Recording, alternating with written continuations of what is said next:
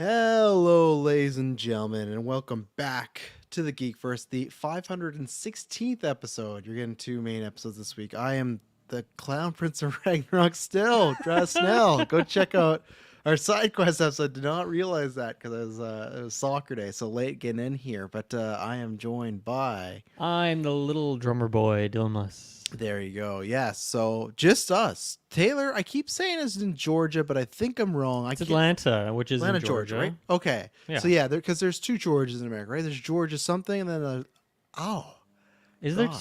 there? What happened with your This tooth just started Oh. hurting all of a sudden. I don't know Oh, why. Yeah, I don't know why. It's just like a weird pain. It just snaps off. Uh-oh. And yeah, that was weird. But have you been to the dentist recently?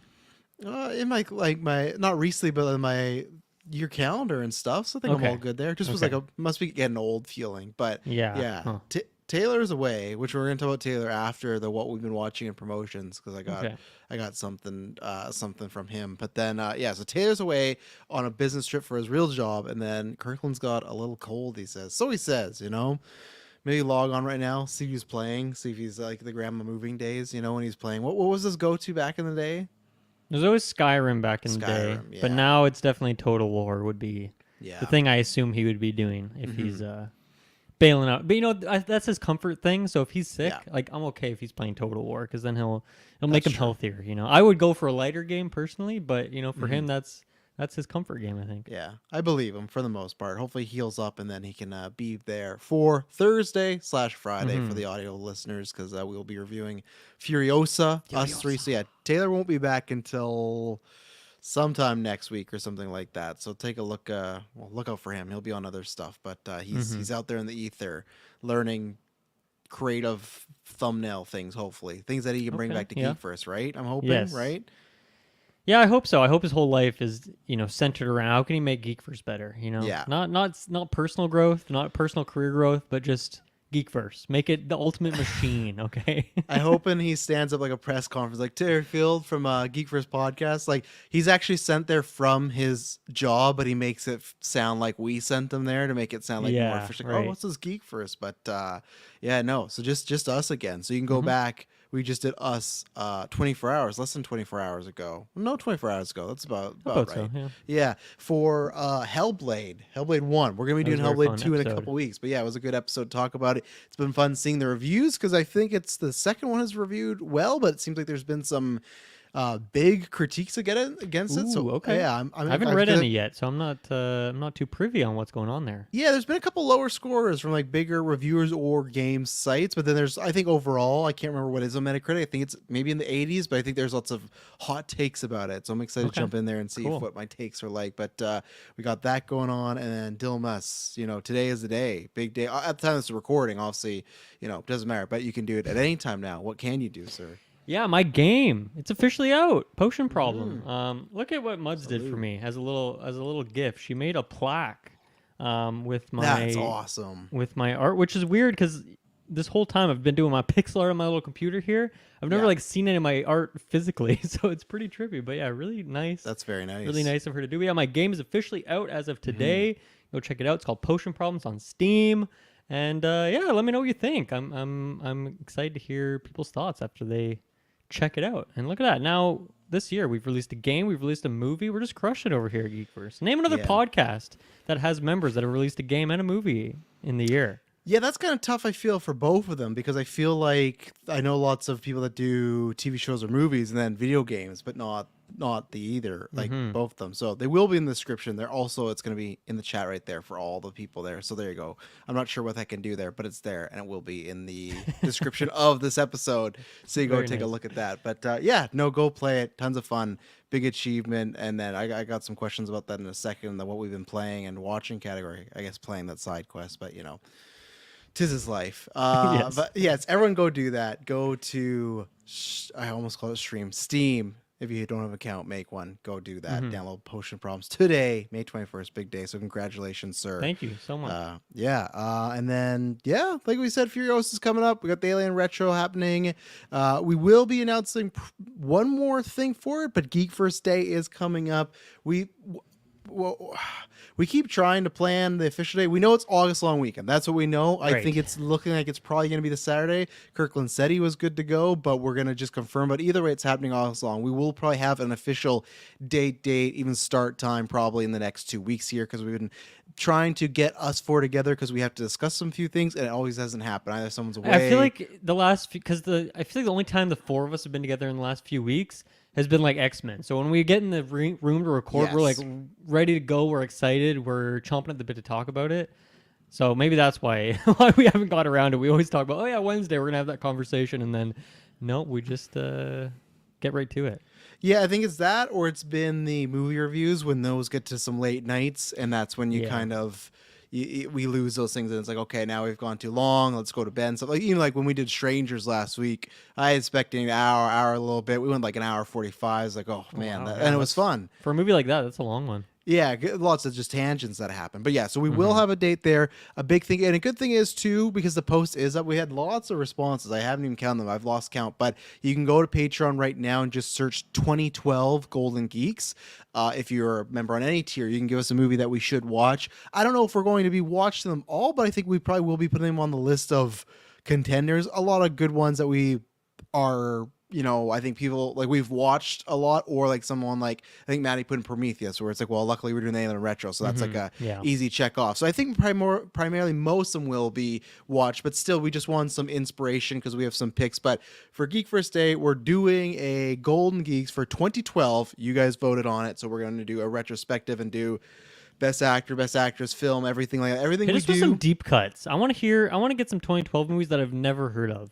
Oh, I was very happy that someone, I can't remember who, I'm sorry because there was so many responses. I think it was God Loves Me 69. Maybe put Killing of a Sacred Deer. That's one of Yorgos's movies. Very and that's, cool, yeah. Yeah, I'm with excited to watch Barry that one. Keoghan and with, or Barry Keoghan and Nicole Kidman. So there's a couple of those there. There's like Chronicle, which I'm not sure. Did you ever see Chronicle back in the day? No. Michael B. Jordan, Dane DeHaan. It's a superhero. Oh, wow, okay.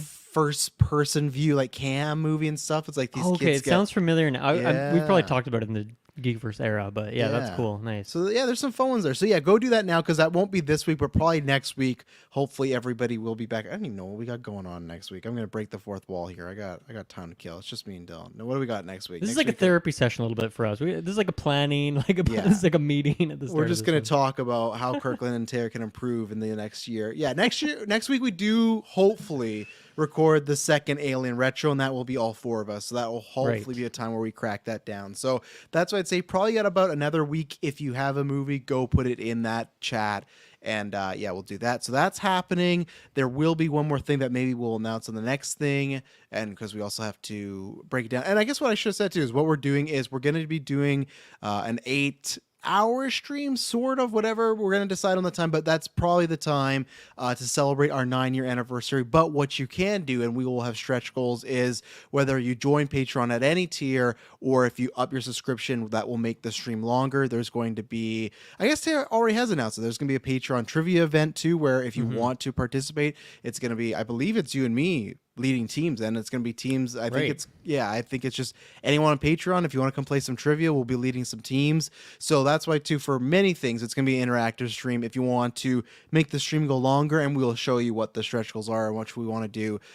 It's just a good way to, hopefully support us a little bit, because not only does that support us, but anything right now with Patreon or that day, that's just going to go towards the fall content, the early 2025 content, things we've announced, things we haven't announced. So we would really appreciate that. And if not, just a good celebration of the day. We still will, of course, be doing our 9-year anniversary episode where we do the questions and stuff. But we'll do that a different day, because sometimes those casts can go longer, and that could kind of take up a whole day. So this will be, we got the trivia, we got the Golden Geeks, there'll be one more, and we do, in my mind, have a match. But I have to wait until Taylor gets back, because I got a email from his lawyer, Dylan, a couple weeks ago, if you recall, because Taylor says in his mind he doesn't think I've won a match, but he agreed. He said, whatever, neck injury or not, it's gonna happen.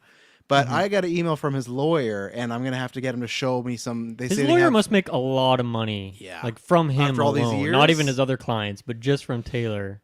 He's probably in Georgia with them right now. That's Probably got the same lawyers as the Hunka guys, I bet. Probably, eh? which they are coming Yeah. back very soon. The episode is going to be dropping on Patreon this week early, and then it will be dropping at the end of this month for the public feed. And Yeah. that's my brother and his friend who has the man of 1,000 names. Yes. If you know who they are, I'm sorry. And if you don't know who they are, I'm sorry. But they'll be coming Yeah, back. newer listeners might not have encountered Yes. these freaks in the past. I'm excited. Lots of many negative reviews that they had acquired in the past. So True, yeah. I'm excited to see if they still got the magic. But that's why I don't think Taylor's actually away. His lawyer has sent me a letter that he feels, the lawyer, not Taylor. All this email, I'm not going to read out because it's just garbage. But many times stated that Taylor doesn't feel this way, but the lawyer, his doctor, and his wife feel that with his neck injuries, and Taylor next time he's on a newscast is going to provide said information, that he cannot be medically cleared for this match. For some reason, they're saying that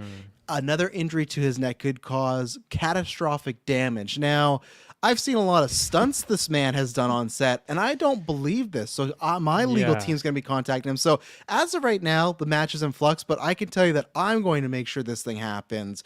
These bitches, and do you think if I'm talking about Madison? I'm not. I'm talking about all of them as a collective. This whole field squad lawyer thing should just be known as the bitches. Yeah, everybody. Anybody with the last name Field, I'm sorry, because you guys already hate me. So whatever it is, like, Double down. yeah, I don't trust it. So we're gonna I keep feel you like Taylor updated. has a very strong, resilient body. So I don't Yes. believe that for a No. second. I think he wants to get out of this. I think he's scared finally. So I will keep you updated. TBD, ladies and gentlemen. I'll make further announcements. But what I can announce is what I've been watching. But I'm going to actually throw it to Dylan and ask, and what have you been watching? That's what we do now. People say that's something, at SideQuest, we talked about people like that. They want to know a bit of that. And then what was I going to say? Bread and Butter, that's dropped. And then Originals will be dropped next week. Where Originals, we talk about more of our personal life stuff. Oh, that's what I was going to ask. Oh, there we go. Hey, guys. It's been a while since I watched live. My graduation only a few weeks away. Congratulations. Yes. Yeah. Good stuff. He took a sabbatical from the gimmick because he had to focus on his graduation. But once he's graduated, he'll be back on. Yes. So, Okay, cool. yeah, trying to focus on schoolwork more than wrestling. I'm pretty ashamed of him, but that's okay. Me and David will welcome You and back him with- have taken different life paths. I imagine. Absolutely. In that way. Yeah. Absolutely. But me and David will welcome back with open arms. What I was going to say is because the reason I was talking about originals is before we used to do like personal talk at the beginning. Now we do mostly that originals and we talk about what we've been watching. I did want to ask because also to promote your game and because you've talked about a lot on side quests, but also just in general. So now going forward, I know you've talked about originals, but like just not even a tease because it's probably far off, but you are, at least there's probably an idea of a second game, right? I've already started it. There you go. Okay. I've already started the new file. I was telling myself I'm going to wait until this game's out so that I, force myself to finish this project before I get sidetracked or anything. But I think it was Saturday, I'm like, you know what, I got to start this. Like, I have nothing else to do on Potion Problem. It's already uploaded on Steam. I'm not going to upload like a new version. Nothing's going to change in the next couple days. So it has started. I'm not going to say a genre yet because I think the next few things, I'm going to say this now, are going to be like smaller things and probably free things I'm just going to put out there. And I'm just going to try a bunch of different things. Yeah. And then when I've done that and I've learned a bunch more about game development and stuff, then I think I'm going to decide like what the next bigger project is going to be and maybe try and, because in this game it was like I made the whole thing myself with the exception of the music, which the great Amanda Colley did. Yes. But yeah, maybe in future projects I go work with other people on other elements of it. So yeah, I've already started and I think it'll not be, I'll probably have something else that's playable in this calendar year, I hope, or maybe even a couple things because they'll just be smaller little like prototypes and whatnot. But yeah, I'm very excited to work on the next thing and multiple things. I'm feel like me and you are in that same boat where it's like, okay, like That's what I was gonna ask. you're working on the next movie, you have the one after that already planned, and then you probably already in the back of your head have like a fourth and fifth and sixth just sitting there, with like little nuggets of ideas sitting in random notepads all over the place, but someday it'll kind of blossom into something more. Well, this is why I was bummed. We'll talk about more originals. I might be moving the next little bit. So this is going to sound unhealthy. And my dad and Emily were bugging me a bunch this weekend. But I've planned my filmmaking life out to 2033. So because I have all these ideas, but like That's 9 years. Okay. Yeah. Not a decade. There's certain reasons why, but it's just because with the filming, it's just like, just you got to sometimes plan around weather and stuff and just ideas. And we kind of always had these, and not maybe all of them will happen. Who knows where I am in 9 years might not even be a thing, but I just like to, okay, I have all these ideas. What am I going to do? But that's where now I'm kind of stuck because I am so annoyed. I literally just finished my newest script, which I have to look. I think it's my second longest one, so not as long as our second movie coming up here, but it's a little girthy. It's to the point where was supposed to be a short film, and I don't think it's gonna be anymore because it just kept coming along. But now I gotta ask, because is that because of lots of dialogue, or is it because you just have a lot of other things written in there too, or like more descriptions on like scenes and characters and that sort of thing? It's the dialogue. I feel like I'm kind of 50-50. I feel like there's some scenes. I feel like Adrenochrome wouldn't have like too long of a script in the grand scheme of things, right? Like a lot of it is just environments and walking around and environmental stuff, right? So like obviously it ended up being a 50-minute movie, but that script is like only 20 pages. So, but technically what you're supposed to do is you're supposed to count every page for a minute. That's what you're supposed to have in your mind. Okay. That's what they say. Interesting. Yeah. Yeah. But like that doesn't always count, because if you do an action scene, there's some action scenes that I do very specific, and then there's some where I might just be like, well, they struggle for a knife, and that's like I just know, okay. Right, I think it'd be different if we had a budget and I could lay out the set and know what I do, but right now it's like, when we had some certain fight scenes, it's just we're gonna go in the woods and figure out what can work and then make it up on the set. So that's where, though, it was more dialogue and where the characters were going. So, but that's where I'm in the stage. That's where I was gonna ask you, because I'm at the stage of now I got to pick what to write next, because this project that I wrote now with the time frame of me potentially moving might not work for filming right now. So that's like, okay, now I like the idea that you have so many different scripts and then like scenes within these that if you pick a day, like, June 13th, you had a day to record plan. And then just like, no matter what the weather is, you could record some scene from some movie depending on what the weather's like. That's what we try to do. Like that we try, like when we do it at the cabinet one time, we shot multiple things for movies there just because we can control the environment. But that's what I was going to ask about your second idea before we move on to what we're watching. Did you know that was for sure? Like that, like even while you were making Potion Problems, did you know, oh, hey, that's what I'm for sure doing for the second game? Or was it like, hey, I have these 3 to 4 options, I got to decide which one? Like I said, I have like notepads full of just random like ideas that are like, it's a paragraph, so it's not really fully fleshed out. This one I've had brewing for the last few months, and then I played a specific game recently that kind of inspired me in one specific way. So I'm leaving it intentionally kind of secretive for now. But there was something that I played recently that was like, okay, I think that really worked for this game, and that inspires me, that like this idea that I had that I thought would maybe be too complex on the coding side is actually a bit more feasible if I kind of take a similar route in that way. So then I've just been very excited about this idea. So now I'm going with it. But I've definitely had ideas that have been in my mind longer than this one, but this one is the most exciting for me at the moment. So, that's what I decided to go with. There you go. What have you decided to watch recently? Decided to watch? Yeah, we've been watching Top Chef, not Iron Chef. I always mix those up, but I think we're watching the newest season of Top Chef. We're watching Survivor. Survivor's done tomorrow night. This has been a very chaotic season. 3-hour finale I saw. That's huge. Yeah, very wild season. So that's been fun. We watched, this is a couple weeks ago now, but I haven't been on a newscast in a bit. Per your recommendation, me and Muds watched Baby Reindeer. Which was very intense and very interesting and something very different. And like, man, even if like half of that is somewhat accurate, that's like an insane amount for someone to open up about their life. So, really crazy. And even like just seeing all the articles in the last like week or so of like, the real Martha's like come out and she's like doing all this stuff is like even crazier, which it's like, I don't know. That's not even shocking that that's happening based on like the story of what that show was, even if it ends in not even a positive way. No spoilers there, but it ends in a very specific way, I guess. But that was a really fun time. It was also very stressful and dark, but it was a good watch. Well done.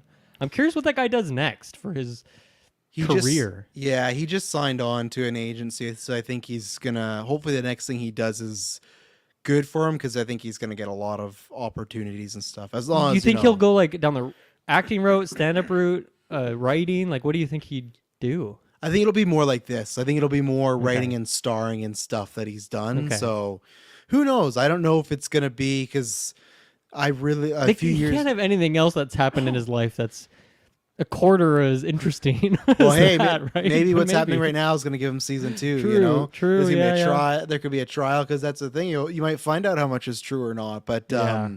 yeah, I saw the interview. I'm sorry, I don't believe her. Yeah, it'll be interesting because it reminds me of. Luckily, it's not as traumatic, but it feels like a very similar rise to Phoebe Waller-Bridge a couple years ago when she did Fleabag, and she did that, and then she went to an agency and she was everywhere. She was in Star Wars, she was in Indiana Jones, Yeah. she was in Disney stuff, she was in Doing just Tomb If this Raider past now. week. Yeah, doing Tomb Raider, which Yeah. I'm bummed she's not starring in, but Yeah. I think it's gonna be that where he's gonna be starring and acting in some stuff and then writing in a bunch of other stuff too. I think because it's Right. even if it is like that, like, just because that stuff's true doesn't mean it could make a good show, right? Like, you got to make it well constricted, and I think he does that very well. It's like it's I guarantee he'll do like a voice in Rick and Morty or something like that. Like Oh, a bunch of yeah. those kind of roles. Yeah. yeah. So I think hopefully the potentials has no roof for him there, but Yes, you know, definitely. we'll see.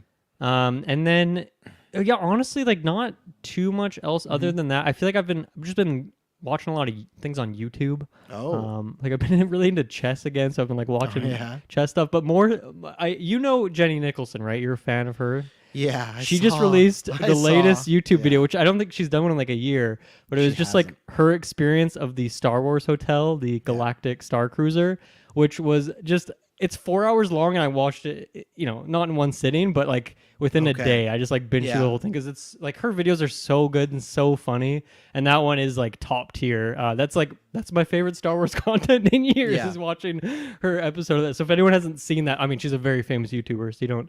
It's not like I'm shouting out some like under the radar YouTuber or something, but that video is really good. So I think that's maybe a good highlight. But yeah, not a ton that I've been watching that's particularly new or compelling recently. Yeah, I'm only about, I think I'm 46 minutes in that video, but I will finish it because I had seen that she hadn't done it in a year, but then I always look at her Patreon and go, that's why, it's all good. I think she does lots of stuff there too. So, but yeah, that's a fun one. Yeah, no, I haven't watched anything. I'm looking at my list here.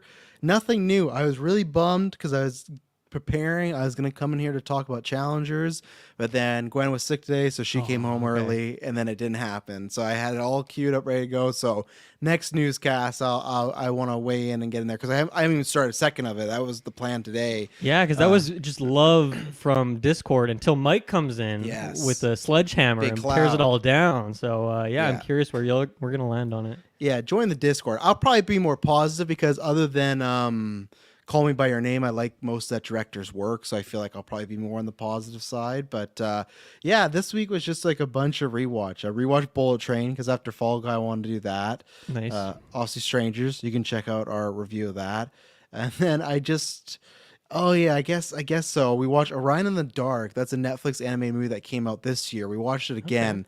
Really good. It's like a main character that's a kid that has a lot of social anxiety. The whole, even if you don't watch the whole movie, the cold open is worth open because it's him going over all the things he's scared of, and the last thing is like, the thing I'm most scared of is the dark, and then that transitions into the movie. But it's some very clever stuff. Jacob Tremblay is the kid. Paul Walter Hauser is the dark. I was gonna say the ghost, but he's like dark. But no, it's a really cute one. And it's on Netflix, and it's just one I think we'll probably go back to. And I like to show it to the girls because they're still in ages where sometimes they're afraid of dark, where it's kind of that sort of don't be afraid of the dark sort of thing. Like the whole thing is dark is it's like a combination of Monsters Inc. and Inside Out. All the elements are kind of like the emotions in Inside Out, and dark is the one that everyone doesn't like because it's like, well, nothing good happens in the dark and it's scary. So it's like he's always done. And then there's like some time travel in it too. There's some very, very cool stuff in there, some very cool like plot devices. So I really like that.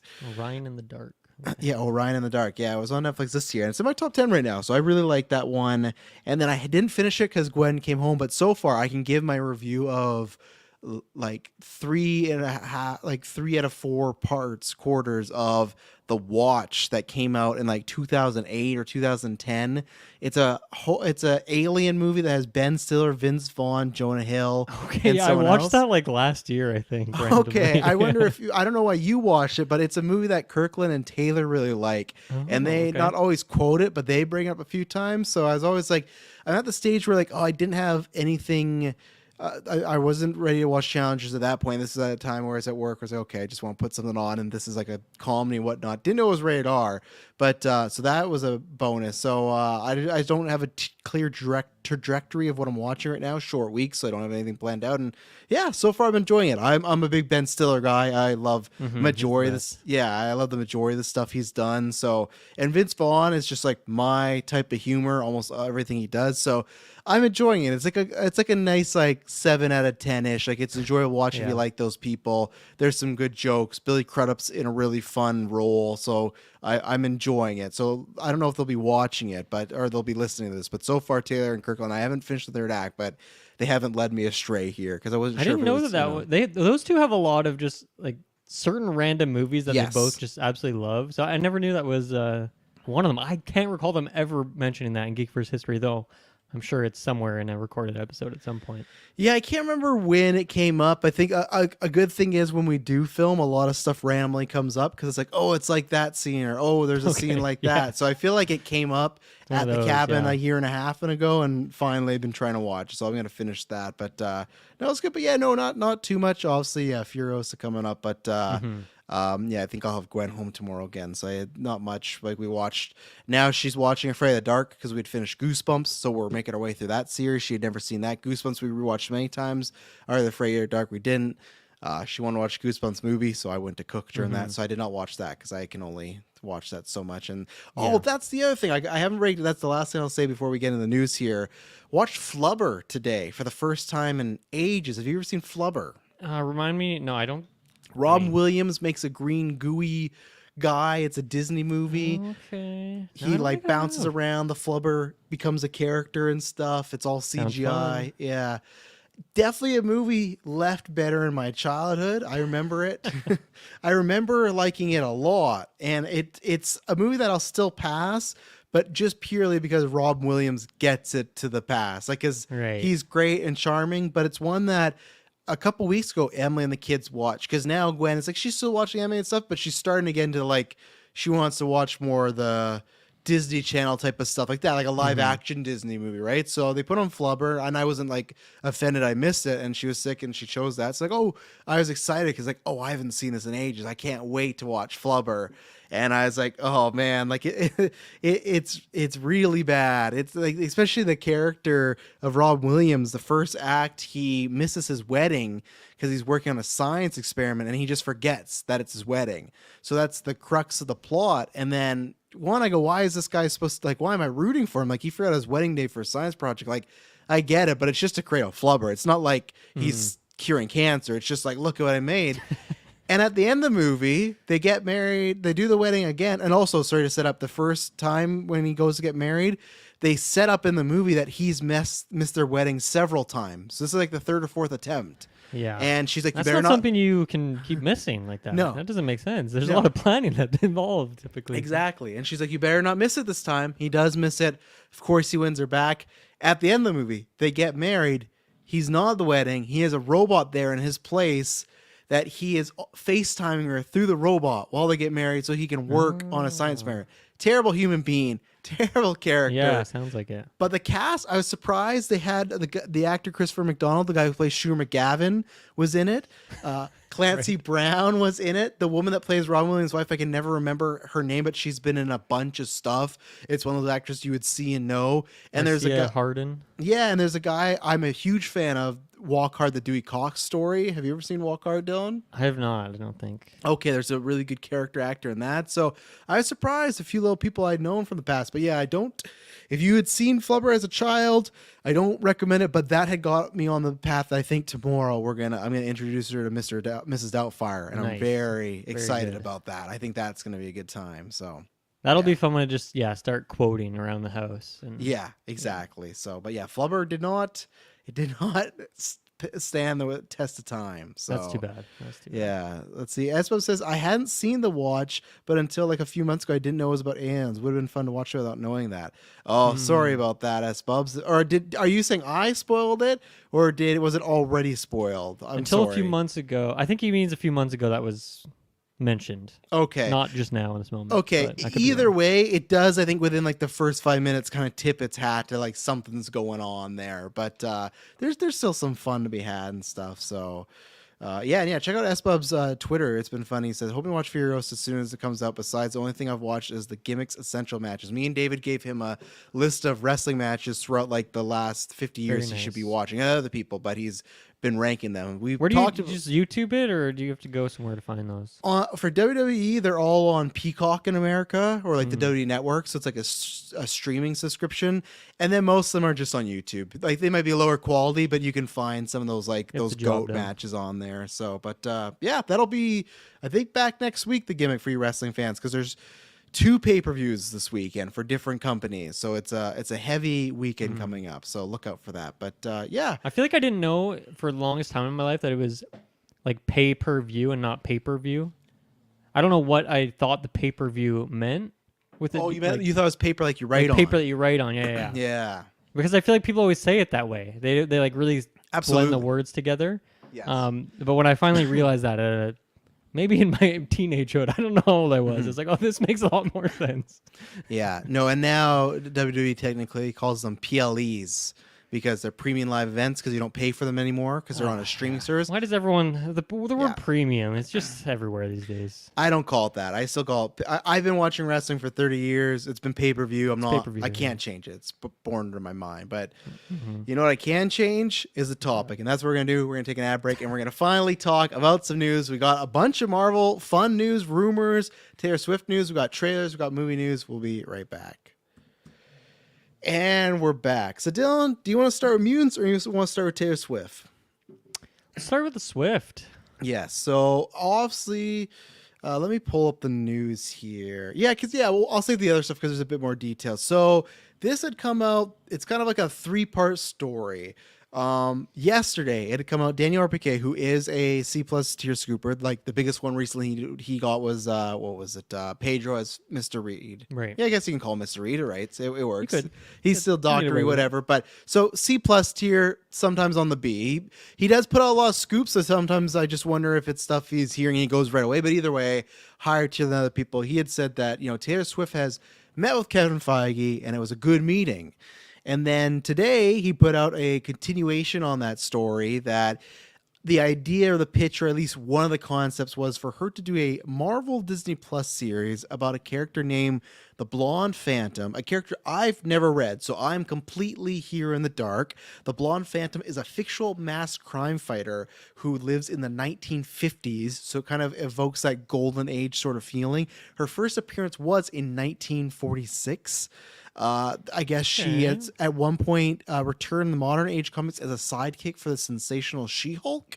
So I'm not sure if they just brought her into the future or they just rebooted and that character was around. But that seems to be the idea, that it would be the time-centric thing. And this does fit because there was a different scooper last week that had reported that Marvel was working on a Blonde Phantom series, someone completely separate to this. So it's kind of that, quacks like a duck, sounds like a duck, maybe it's a Taylor Swift, and that's what it's looking like. And I'm kind of surprised because I thought the entire world, including myself, just thought, wow, it's pretty obvious she's going to be in Deadpool 3. Like, it just felt like whether she was Dazzler, Lady Deadpool, like Blake Lively is Ryan Reynolds' wife. Oh my God. Blake Lively is Ryan Reynolds' wife.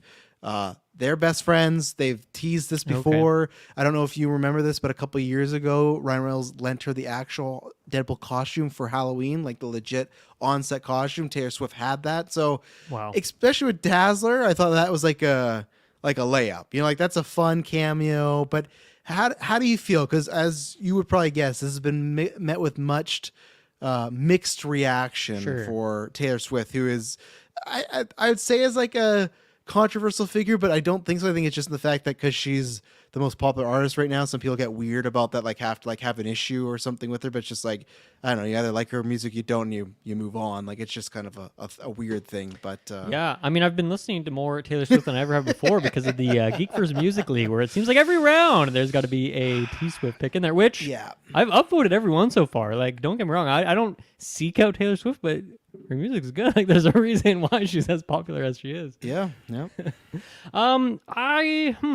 This is strange to me because I was definitely I subscribe to the theory of the Dazzler pick because I think it made a lot of sense. It'd be easier. That's something that they could pay her an amount for, but it wouldn't be some astronomical amount. If you're getting her to star in a show that's all about her, and they've been having money issues with like getting like these things and the numbers, like that would get you numbers. But I also feel like, isn't that incredibly expensive to pay her for an entire TV show? Like if this was a Disney special presentation where it's like a 50-minute long one-off thing with this character and it's like some small story, like maybe that would be the route at that point. Like maybe you just upgrade it to a movie or something. But I don't know, like does she act? Has she ever acted before, like in a meaningful way? So she's that's a twofer. Has she acted? Yes. In a meaningful way, I don't think so. I think obviously she's done like, the run-the-mill SNL skits here and there. She was in, I think it's called Valentine's Day, like 10 years ago when she was dating Taylor Lautner. It was one of those like, remember when they were doing all those rom-coms where it'd be like 20 celebrities in one movie and it was all like mini stories. There's like New Year's Eve and Valentine's Day. He's Not In That Into You. She was in that. She was in, a couple of years ago, she's in a movie with Margot Robbie, Christian Bale, and John David Washington. Oh, Amsterdam.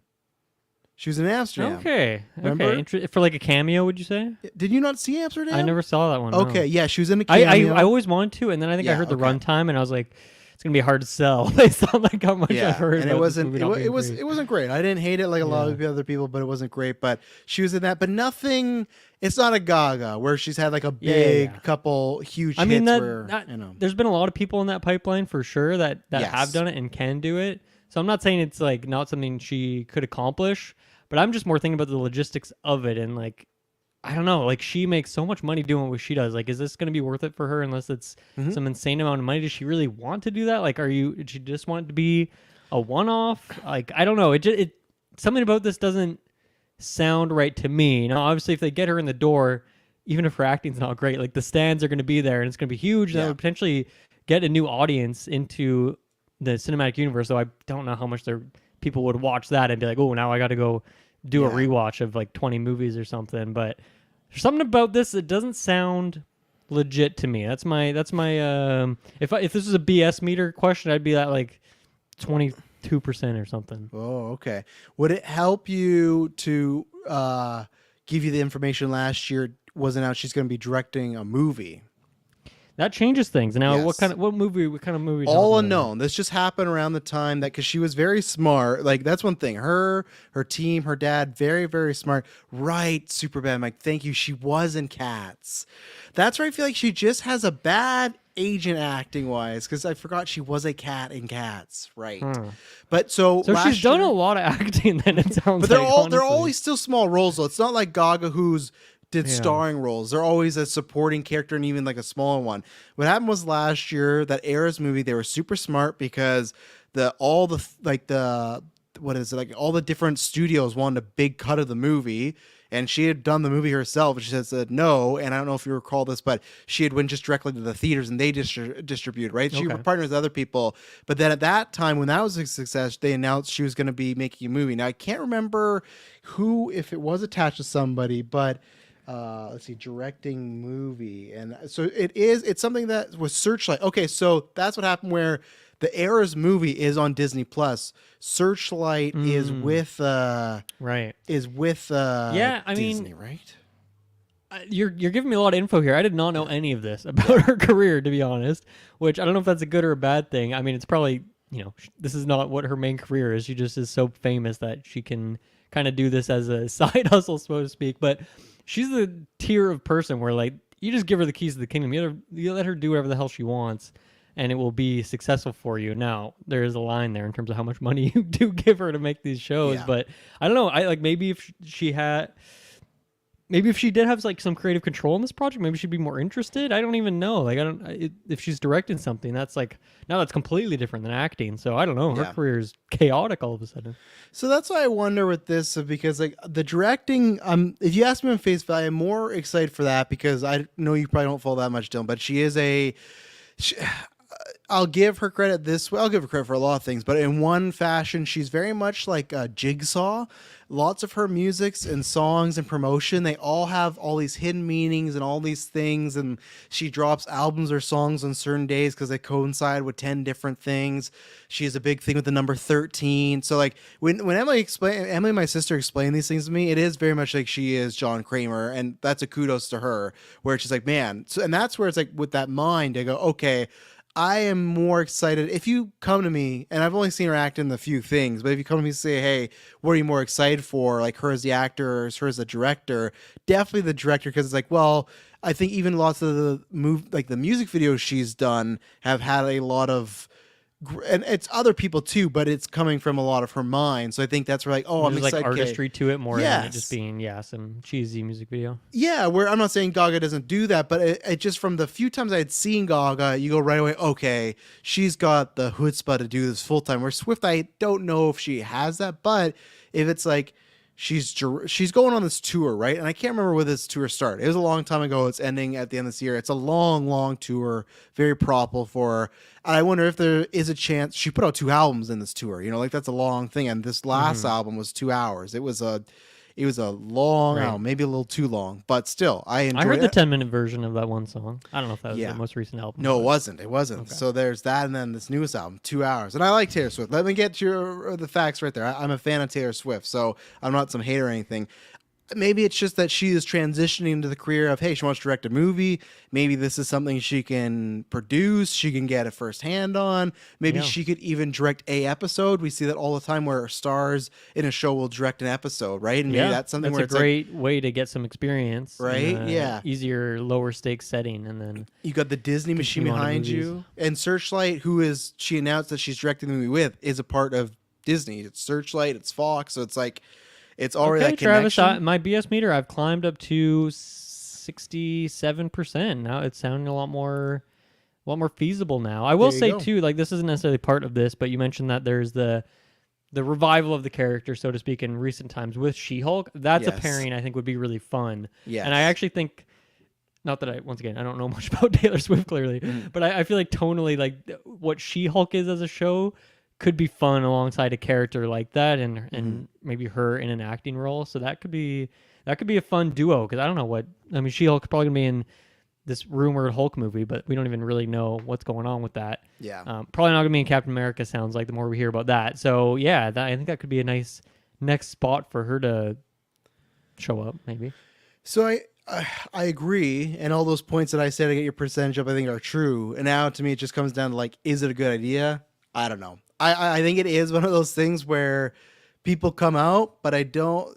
It's true, because Espo's brought out that tweet and it was trending today, and I've seen the tweet too of like people will support anything Taylor Swift does except for acting, and that's where it's just like those movies when she's in, it's not like they blow up. Like Cats was a bomb, Amsterdam was a bomb, so it's like I don't know if the need is there, because at the end of the day, I think the music, like the hardcore music Swiftie crowd and the people that are hardcore film goers or whatever film buffs, I think they obviously are different people, right? I don't think people have the same idea. I just thought the stands were so in her camp that like, she can do all this pollution with their planes and they'll turn it into like some good story of how she's saving the world or something. Like they'll do anything for her. So it's kind of surprising to me. Well, is there a musical aspect to this character, do you think? Do you think that would be part of it at all? That like that's how they get you in the door, because there's like exclusive songs that you can only She would do the song. I think the same way Black Panther got exclusive song, I bet you'd get at least one. Right. At least one song from Taylor Swift in it, maybe like you only hear it there. I think the only difference is though those times when she was acting so far, she hasn't been starring, right? So I think, to me, I do think people would go and watch it if it was this Disney Plus series, Blow on Phantom starring Taylor Swift. I think those fans will subscribe and go look to it.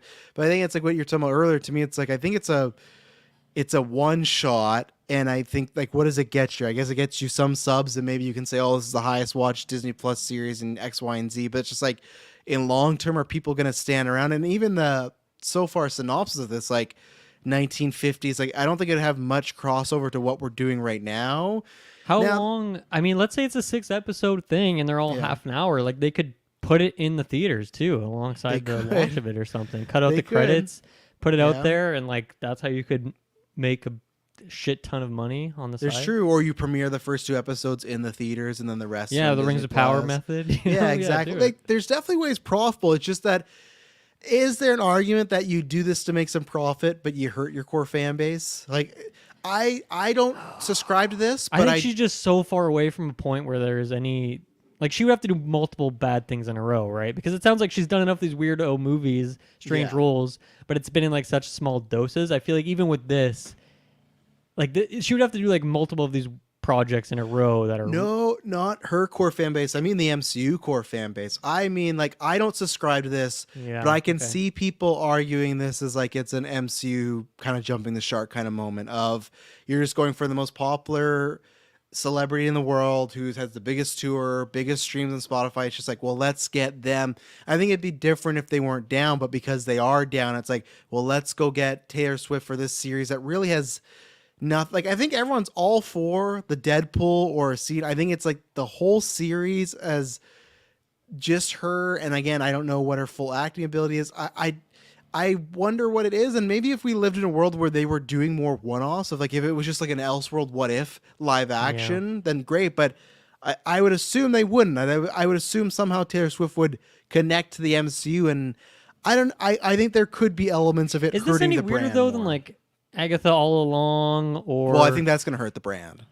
yeah, okay, So fair enough. that's a. I think we're going to talk about it in a Or second, Wonder but Man, I would like that could be another one in this tier of That like was a that's mistake too. kind of a strange choice, but That even Ironheart to an extent, like all these shows, not unfortunately, we'll see what they were, but they were greenlit in that era where they're like, let's just make as much content as possible. And I think all those, I think if Armor Wars comes out, like I think that stuff's gonna hurt. It's the same thing. Like I'm gonna wait till we get closer to February, but like I'm just gonna ask because Deadpool tickets went on sale this week. Did you buy your tickets? I did, which I good. got them today, which is like late apparently, and there Yeah. was like 3 or 4 seats left in that one showing. I didn't look at all the other showings, but that Yeah. was the first one I picked. So thankfully I did get it today because or else we probably would have had a pretty bad showing or a really bad seat or something. So Yeah. I got in there. So that's good to see. One thing, people stop saying MCU saved the theaters because it's like Barbie and Oppenheimer came out last year and then the theaters still started to suck again. So not just one big movie is going to save it. You know, like it's Yeah. great that it's selling out. But just what I'm asking is like same thing like Guardians doesn't mean it's a promise. Like I don't even know if Cat 4 is going to do well. Like the more, and it's not anything we've seen. We haven't even got a teaser. It just was lately. It's definitely not a slam dunk as whereas No. it might have seemed like that a few years ago. And I just like, I'm looking at the box office. I'm looking at stuff and it's just like, I don't know how Cat 4 is honestly going to do. And that's where I do see the business side of Swift could guarantee you views or a sense of money potentially, right? But I just don't know. Does it become almost memey for people that like Marvel? That like if Yeah. Taylor Swift is bouncing around with the Avengers at some point, does that become a little too like, okay, this isn't really for like, I don't know. I think it's risky. I would have to hear the whole pitch, but I don't know if it's the right move right now. And I think there's a lot of things that aren't the right move right now. Those shows, we're going to talk about the writer they just hired Yeah. for X-Men. Like, I guess the that's where it MCU to gets me tricky. is not I- saved. as we just mentioned, like I feel like the tier list, if we were to really break it down, like this Taylor Swift thing would be higher on the list than some of these other things. So that's where it's like, well, it's not that bad of a move for them. But yeah, you're definitely right. There's like definitely deviation in terms of the optics of what the MCU is right now. Yeah. And I don't know. It sounds like Deadpool is going to be a really good thing in terms of revitalizing the theater. But once again, it's like last year we had Guardians and that did really well. So it's not like they've Yeah. been on ice for like 7 years or something like that. Like we're getting some rough movies for sure that aren't doing well, but and there is ones that are succeeding as well. Last year was not a good Yeah. ratio for them, but Guardians was really well received, and It's just box not office. everything's a guaranteed like hit like it used to be, right? But no, it's just curious. So like, yeah, I'm all for like a wait and see on the bubble. I feel like it is like a. It sounds like it should be a rumor that's not true, but I think it is true, and I don't know. I think there is a tightrope to walk there. Like I said, I would just have to hear the full pitch, especially if they came out and said this is just some sort of one-off. Then I wouldn't be opposed. And I'll ask this question now because I think it kind of goes into you were saying something, and then Mike posed it in our Patreon, which you can go on Patreon if you subscribe. You get episodes ad-free, early, exclusive. RSS feed, but you get to send questions to newscasts when we do them in advance in case you can't watch live. And Mike says, do you guys think Marvel would be better continuing to make Disney Plus shows, or just make instead try making low mid-tier budget movies for smaller characters instead? And that's what you were saying, where you were talking about like, oh, what if you just did this but like as a movie or something? And that's almost where I'd be more inclined to. And I personally think that I think you could do a mix. I'm very surprised both Marvel and Disney. I know they're like, well, we want to keep it on the big screen. Doesn't matter for not Marvel, Disney, Marvel and Star Wars. Like, doesn't matter for Star Wars. We haven't got a movie in 6 years, so like you could have done one, been fine.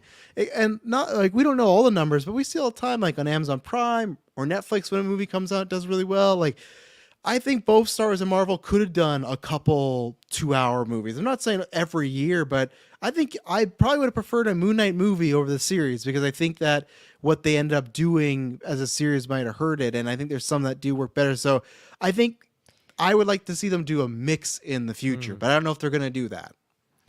Yeah, the streaming side of it is so difficult because for a movie, it's so easy for us specifically, where we can look at what was the budget of this thing. Okay, we can estimate the marketing is going to be double, whatever, we'll call it that. We have like a rough number we can run with. Okay, the box office did that much. We can look at how successful it was. Boom, move on to the next topic. With streaming, it's so difficult. We see like some of these viewership numbers, but then we like don't really get them, or we don't get them on a week-to-week basis, and then they look really low, but then it's like, okay, well, what was the budget of this? And then how many people like got into the service? How many people stayed? How many people subscribed for this because of Moon Knight? How many people like stayed subscribed for an extra month because it was 6 weeks rather than just being a one movie drop?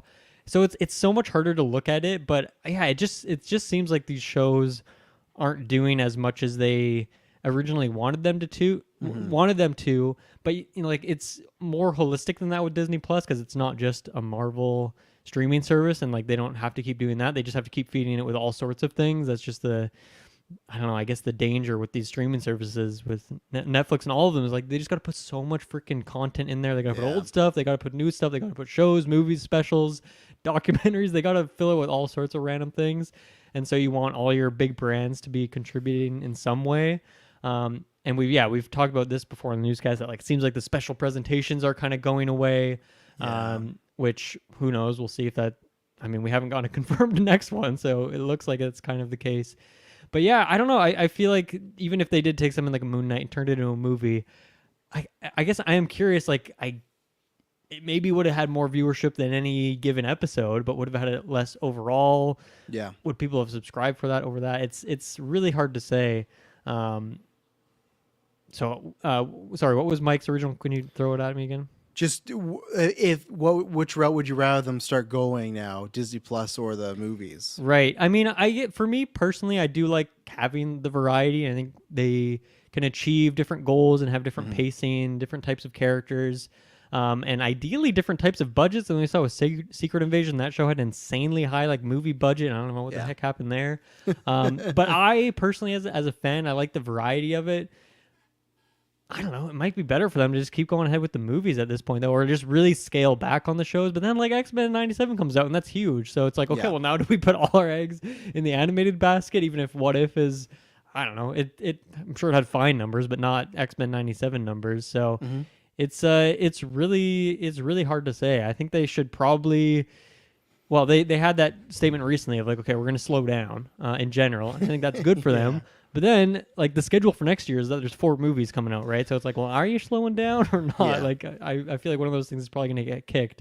Ultimately, I think they just need to slow down a little bit, not to burn people out, make sure the content of the quality is good, make sure the CGI is looking good, make sure that the artists and stuff aren't just destroyed and making these things and whatnot, and just keep the variety going. But I don't know. Like, how is Disney Plus doing these days? Have you seen any numbers for that recently? I think the past few quarters it's like dipped in subscriptions and stuff. So I think they're trying stuff by. I'm personally at the point now where I'm like, unsubscribe and subscribing based on specific things coming out. And for me, it's usually just like, do I have to review something?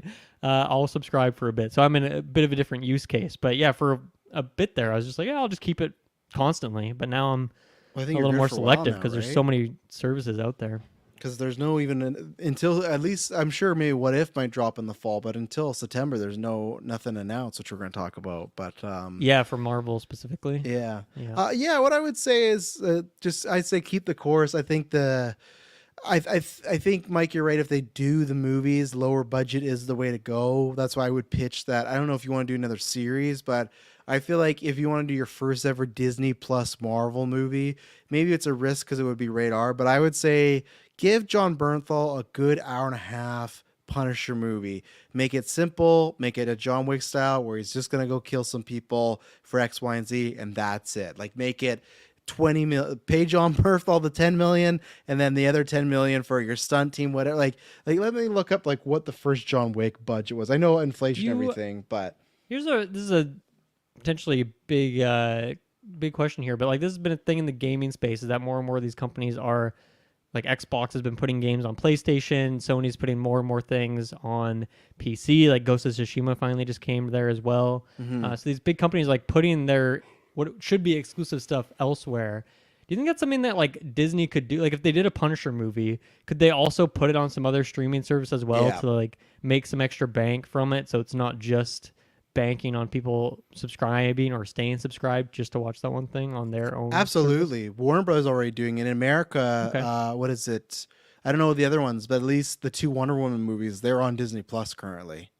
And are they also on their own one, or is it exclusive? I don't know for sure. I don't know if it's shared or if they took it. They probably, I would imagine, took it off Max for a while and then just put it on there. So I could definitely see them doing that. Like it's the same company, but they kind of tiptoed around that with Echo, right? Now they do own the majority of Hulu, but still that could be something of, X, Y, and Z, we're going to premiere it here and there. So I think they'd probably still put it on their own service first, but if someone give them enough money, or again, they could rent out down the line. Let's say for the first year, John Bernthal's Punisher movies on Disney Plus, and then you're going to see it on Netflix. You're going to see it on HBO Max. And that to me is like a character that works. And the other ones are not low budget. That's the tough thing of like, I thought, like a Ghost Rider, but it's like, well, no, he's Skull Guy, and then Young Avengers, but that's not going to be like, I think that's why I think Punisher would be perfect, because it's a notable character, notable actor, but you could keep that budget. And first John Wick, 20 to 30 million, go for that. Like, that's the bar, like it just, and cause just, I think as long as you make it as much as a show would cost, what's going to happen, cause then worst case scenario, I guess people don't watch it, but like that happens with other things, right? And Mike says they're like, oh, Marvel's did very well in streaming, which I can believe because it did so poor in theaters. So I think many people, and that's the huge, I don't think it's the only problem, but like that's been the big debate this week is Fall Guy was out for less, I think it was 17 days. It's on VOD today, which is and the more crazy. and more that happens, the more and more people are not going to see these movies that they're on the fence about because they're being rewarded for doing so. So they just spend $20 for a movie it could be you could have a whole dorm of guys at college, 8 of you, and spend $20 and watch Fall Guy versus going and spending over $200, done. And that's why it's just like, why, like 17 days is ridiculous. I don't think that's the only thing. I think there's pricing. 8 college guys as your example. Well, because I can't use the family example, right? Because I can't be like, kids, let's get together and watch Fall Guy, right? But let's just say you and your friends want to watch it. Well, it's going to be like I said, tickets being lots of money, the amount of stuff streaming, there's tons of problems. But I do think that's the problem, because I've done that myself, where I just go like, even like Abigail, I watched it last week, the same thing when Taylor, he wanted to see and I didn't get around to, but it's just like, I know it's going to be on streaming for a few weeks, so why should I go and miss 2 to 3 hours of my time with Emily and the kids or whatever, and just wait for 3 weeks and watch it when they're at work. And then you feel good. You're like, oh yeah, I pay for the subscription every month, and I'm getting like a good juicy value out of it in this particular month. But yeah, I like your example with, I think Punisher is once again a great example for the budget reasons you mentioned, because of the John Wickness of it, but also that's now that's on Disney Plus, someone watches that movie on a whim, and then they go, damn, I want to watch this show now, and then maybe that takes them a few weeks, and then they're if they were gonna dip and just watch this one thing, maybe they're stuck in now, and then I gotta watch Daredevil because he was in that show, and then they watch Daredevil, and then they're watching Daredevil Born Again, and then they're watching all these other things that Daredevil's been in. And I feel like that in theory should daisy chain to some extent. So I think there are certain movies that would make a lot of sense for that. And maybe the crossover stuff or things where they can see the other content that those characters are in. Maybe that is the way to go. But yeah, I keep going back to that Moon Knight example you pitched because I wonder what the alternate world would have looked like with that as a movie on Disney Plus instead. They should at least try it once or twice, right? Yeah. Do Moon Knight season 2 as a movie. Like try that. But like that's where it's like TV shows definitely have a way because if you do them right, people will stay subscribed, right? That's the idea. You don't want to do the churn. But I still think movies like what you just pointed out, and just even an example, movies can spread in a way where how many times have you heard a pitch or seen a preview? And then if you go, oh, it's a show, you go, well, I don't know if I have time to add that because I got so much else now, right? But if it's a movie that looks cool, hour and a half, 2 hours, that's easy. I can knock that out, right? So I think there's recorded evidence of that happening to me multiple times. Yeah, where we're watching the trailer and then I'm like, oh, this is a show? I'm out. So yeah, and that's why I'm not saying show. Oh yeah, get rid of all the shows because when you do like an X-Men and that's different animation, but the next time we do get a great Disney Plus show, like a WandaVision, like a Loki, where there's lots of water cooler talk, that's when it works, right? That's when it's like, oh, people are playing subscribe, they're talking about weekly. It's bad when it doesn't work, but that's what I mean. Like TVs can do that, and then movie can give you something else. So is there anybody else, like let's say even just established MCU you think could make a good movie? Like a character that we've had before, you mean? Yeah, like something that's lower, unless you have a one that hasn't been in the MCU that you think could be a big like a good pitch to do. Let me see. What are things that are coming out soon? Hawkeye would have been a good one, but that's a show. We're going to talk about season 2's coming out supposedly, so we're going to talk about that in a second. But yeah, that would have been a good one. I mean, unfortunately, I do look at Blade, and I feel like that could be. Like, I don't know, there's different ways you go. Like, that could be a huge budget thing with all sorts of crazy CGI, or it could be kind of a more down-to-earth sort of thing. I mean, there's definitely a lot of room with, like, different X-Men characters, which is something that they want to do more of, right? Also, to circle way back to the Swift thing, what I don't want to ever hear, because I think it was a mistake in the long run, I'm happy we have them, but the same way as that Marvel never had a Blade plan until Mahershala Ali met with Kevin Feige and said he wanted to do Blade, and they said, let's do it, and now they've spent over half a decade trying to figure out how to do Blade. I hope it was not, Taylor Swift wants a meeting with you, she really wants to do this. I hope it was more something natural where let's talk ideas, let's see stuff. I hope it's not just she wants to do this, and then Feige's like, and Disney's like, figure it out. Like, yeah, great. Like, because I get why Feige did the Mahershala Ali as Blade thing, but he shouldn't have agreed to if it was going to take this long. They should have figured this out way sooner than they announced that 2019. That should not have taken this long. Mm-hmm. So that was my last point on that because you reminded me of Blade, and I was like, that's what that story was giving me flashbacks to. Was oh yeah, he wants to do it, and we're here 6 years later, still no Blade.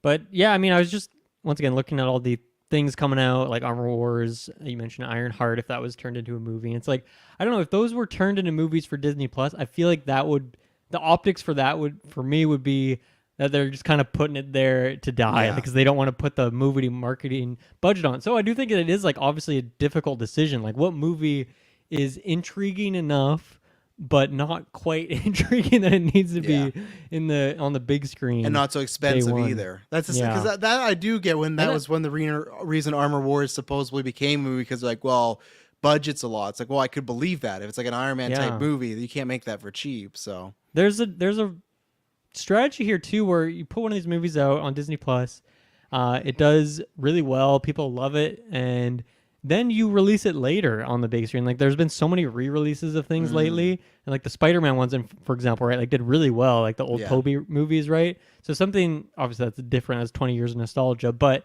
same situation here. If you had that Moon Knight movie go on Disney Plus, let's say it was a huge success, people really loved it, maybe a year later, the 1 year anniversary, maybe that's a year where they only have 2 Marvel movies coming out, so they're a little bit low on the output, and then you instead in that like July month that's empty, you could bring it back, put it in the theater or something like that. If it seems like the interest for it is there. So once again, I feel like they should experiment with that, but it's tricky too because if you just do it once, it's like you're not really getting the data you need. You got to do it a few times. So it's definitely not easy to make those decisions.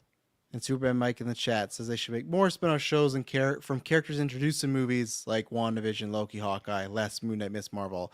I've had that theory for a while, just even ratings-wise, too. It's a good idea. Even though Moon Knight did really well, whatever we felt about the show, Right.